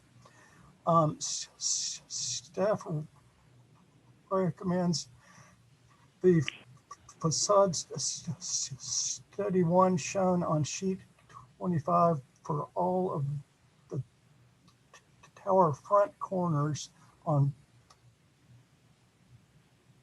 President Street as it helps to establish a rhythm across the overall President Street facade and reinforces the 103 pattern of the stacked windows. There needs to be a clearly defined strong cornice at the second floor with columns as wide as practical and spaced equally along the entire President Street facade base to reinforce the true colonnade present at the northeast corner. The tower cornice needs to be more articulated, and the roof overhang at the recessed top 6th floor should be minimized. Any visible rooftop MEP will need to be screened. With that, our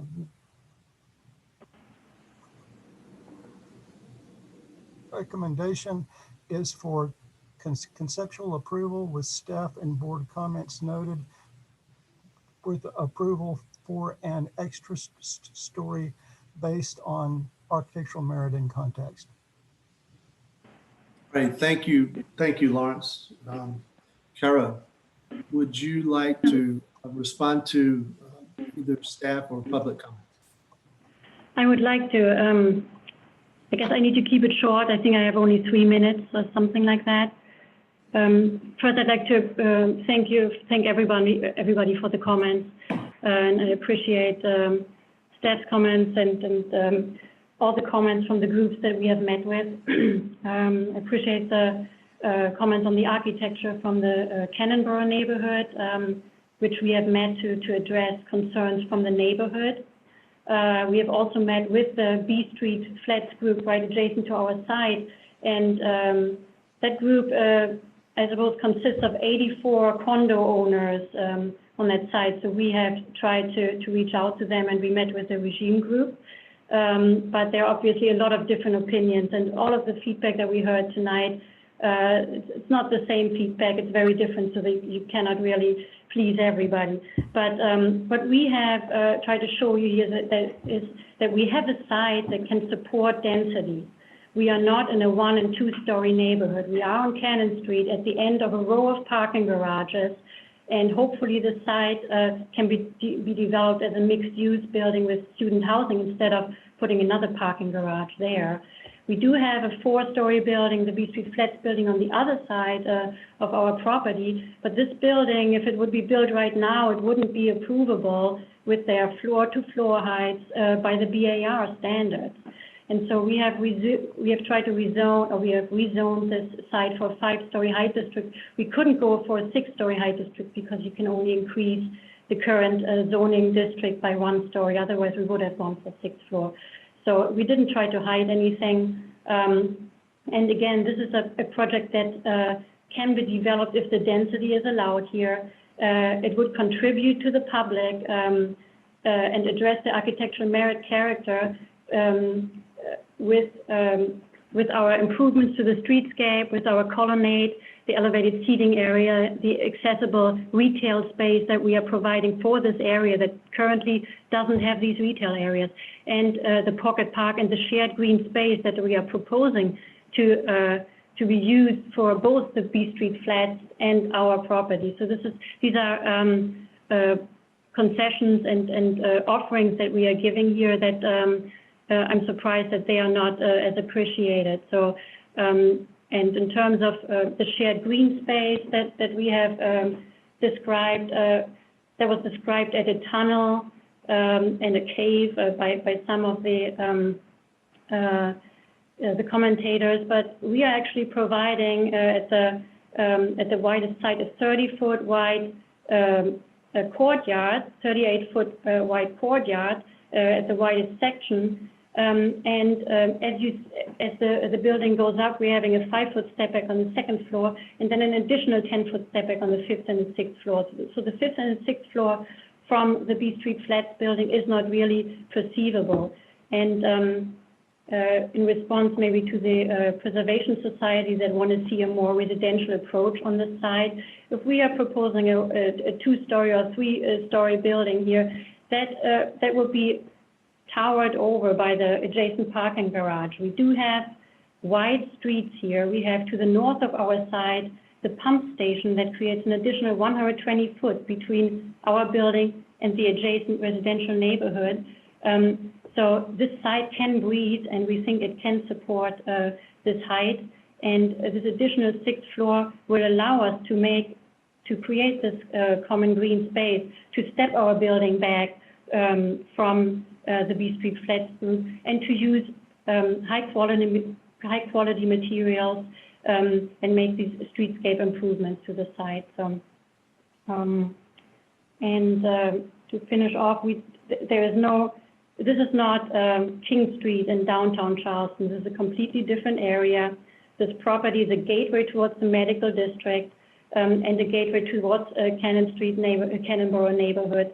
So I think you need to look at the site for what it is and not mistake it for a King Street property. And I'll just finish off with, again, thanking everybody for the comments. And of course, we will continue to develop the various things that were discussed. And we would like to request the conceptual approval tonight. Thank you, Carol. Board discussion.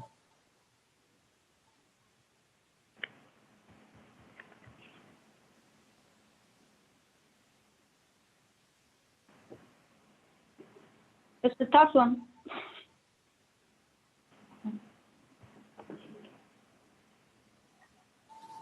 I guess I will start.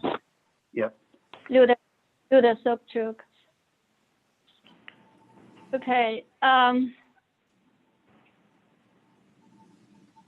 it's kind of now two of me here. So the building by itself, the architecture. Let's start with the building location. It's sort of on a pivotal point on the corner, which connects the MUSC developments and what is coming from the bridge, all this new hotels which are coming and everything what is already built. And then going east, there's really residential 35 feet max structures, individual residential structures. So which one to lean forward with this corner? Architecturally, it's nicely detailed, solid urban design, which may belong on a upper peninsula, but it's hard to digest it to have it here. It seems like fairly massive. I understand about adding 6th floor for architectural merits, meaning better materials, green space, but it doesn't do much for the building itself, for its massing. Actually, the 5th floor could be lighter looking and things like that. There's some comments from staff, like the colonnade along the President Street and turning on the Cannon Street. It seems to be needs to be more. It needs to be rhythmic and consistent, in my view. And there also Andrew was mentioning about those columns are really saying to what they are supporting above visually.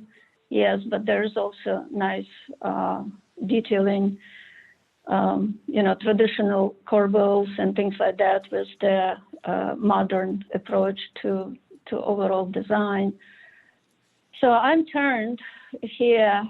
The corner is also, is it glass or is it just, simply a repeated bay of the vertical windows on either side? And corner probably needs to be addressed, as Kara said, and kind of balance what is happening in other corners. And we know that there will be some more developments on other sides, and some of the buildings probably will go away, and there is open parking space, and on the west side, I guess it's on the north side. But for the moment, I'm not sure I can support the 6th story. And I think the building 5-story probably will work here. But we need to look at it a little bit more softer approach to, because it's a residential building and it's not, really urban residential. It's more of the low country residential area. So I'm not sure for the moment if I can support this application right now.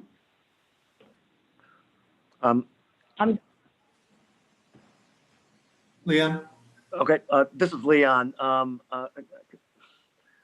somewhat in agreement that it's the location of that building, and the what the residents say. A great deal of them have said that the interference, feeling cave-like, or being blocked in.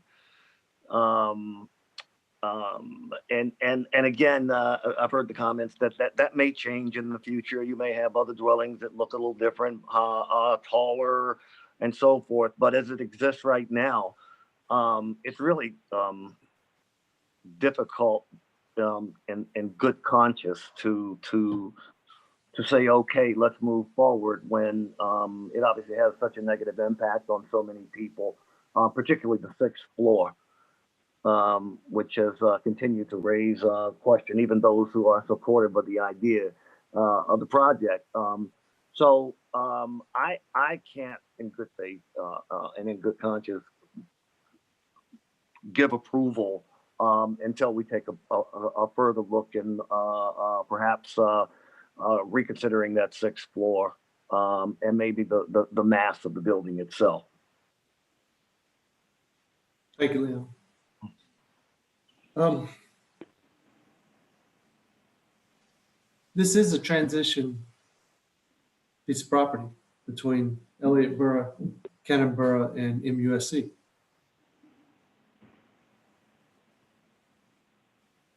I believe that this piece of property can support a height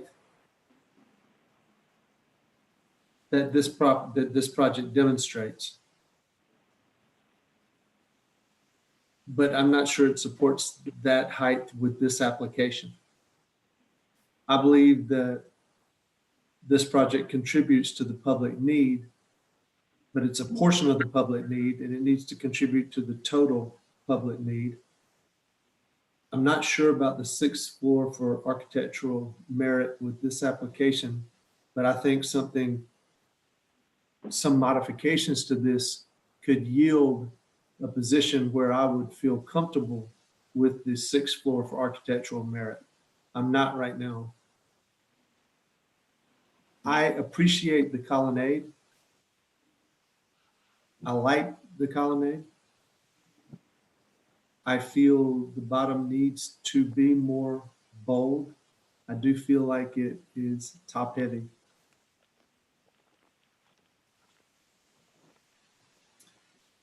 The most challenging thing for me is that this is a transition piece of property, and that challenge is why this property has stayed void for so long. So I appreciate the effort that's gone into making this effort. And it seems to me that this could be a great first step. And with all of the comments and discussion that's been had, it may be a good time to defer this application. And that's just what my thoughts are. Yeah, Luda, were you going to say something else? No, I just in support of the fact that it is transitional. That's what I was saying. It's sort of pivot, which way you go toward the more urban MUSC or toward more low country residential. And so we're kind of stuck, but yes, that corner can support the height. It's just messing of it is a different issue too, also. So again, I guess I'm with you, with both of you. I cannot support this application at this time. Can I have a point of clarification, please? Yes. Whatever motion is being put on the table, I would hope that we can get a little bit of direction, because city staff is saying one thing, and we obviously continue to work with city staff and the board thinking about potentially a sixth floor deferral or not. But it would help us a lot if you give us a little bit more information on the basis of the deferral, potentially if it's architectural direction, height, sixth floor, something like that. So, Kara, maybe I should, at least for me, no. I think each board member has made their comments, and we are looking at this over the last week since we've gotten it, and so I think we've made our comments, and those are the comments that that you are getting. Now, if any of my Luda or I guess if, Leon, you want to say something different than that, absolutely, please do. But from my perspective, I've said what my comments were. I did as well. I don't have any further comments. And thank you. So is there a motion?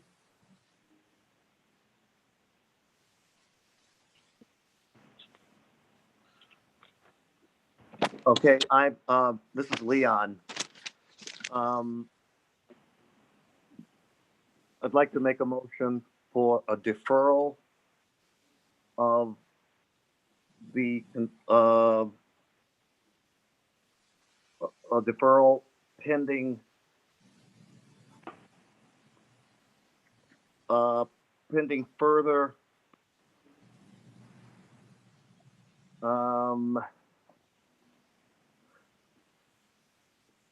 should I say demonstration of architectural merit to be presented to the board and staff?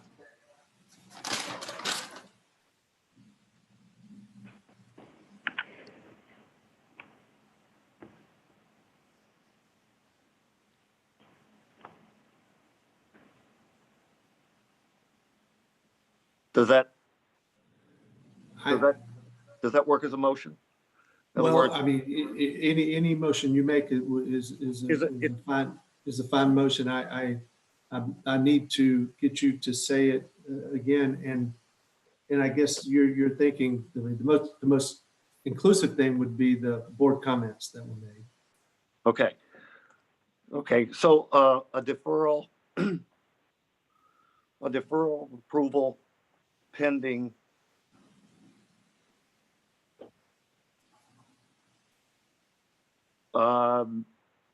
additional architectural merit of the 6th floor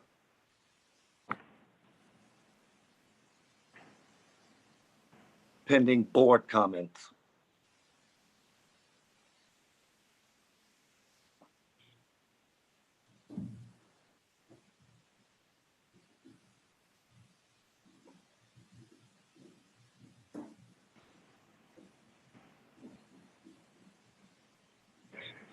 All right, let me read this back to you. Deferral of approval or deferral of the application with board comments and further architectural study of the 6th floor. Yes.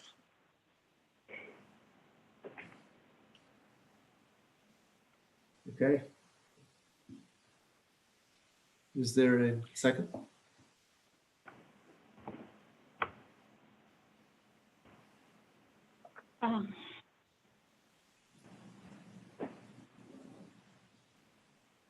I just wonder if it's enough. And I know we had a lot of comments and maybe kind of plus and minus comments. So is it clear enough for the applicant? No. Well, Luna, perhaps maybe you should make the motion. So again, Leon, if you want to withdraw your, I would like to your motion. withdraw mine. Okay, Luda. Thank you, Leon. Okay. I'm sorry. I'm going to try, but bear with me. Well, So perhaps I'm sorry. Could help to clarify this a little bit more. At conceptual, what you're primarily concerned with is the height, scale, and mass, and general architectural direction. Now, on top of those things, they are additionally requesting an additional floor. So if you pare it all down into a nutshell, that's basically what you're dealing with here. Right. That help? Yes. Okay, yes. good. So I'm going to try. So deferral with the height, scale, and mass Okay. of the of the architectural merits to this presented structure and additional sixth floor.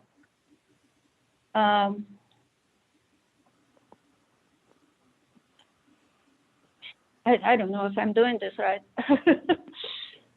Luda, there's no right or wrong. You say it. Yep. That's right.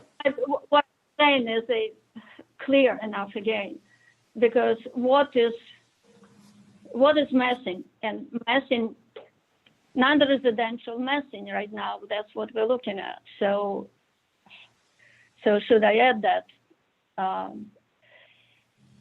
I believe, Luda, that you cover everything if you say height, scale, and mass. Okay. I agree. But it's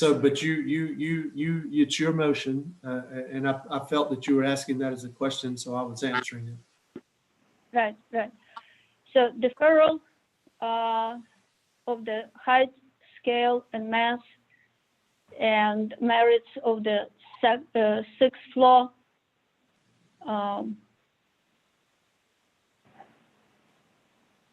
Let's see, including all board comments and staff comments of the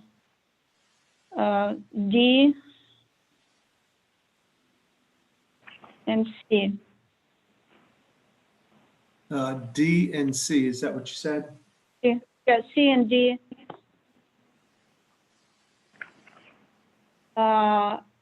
I'm sorry. C, D, and E.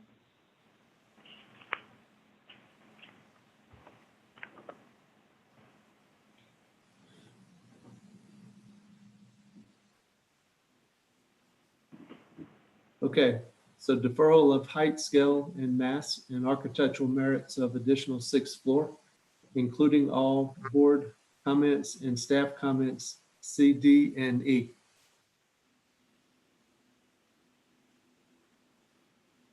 Is that correct, Luda? Yes. Okay, is there a second to that motion? This is Leon. I will second. Leon has seconded that motion. Is there any further discussion? No, I want to ask y'all for just a minute. I want to just read something real quick.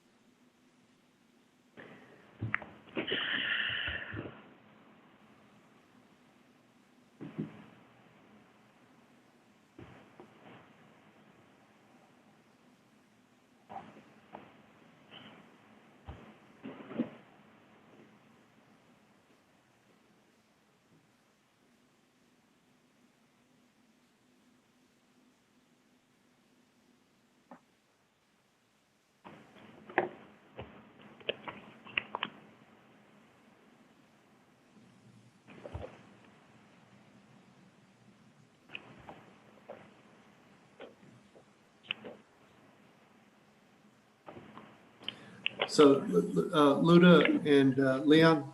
Yes. I mean, just as part of discussion, and this is just discussion, you know, if we look at C, let's see.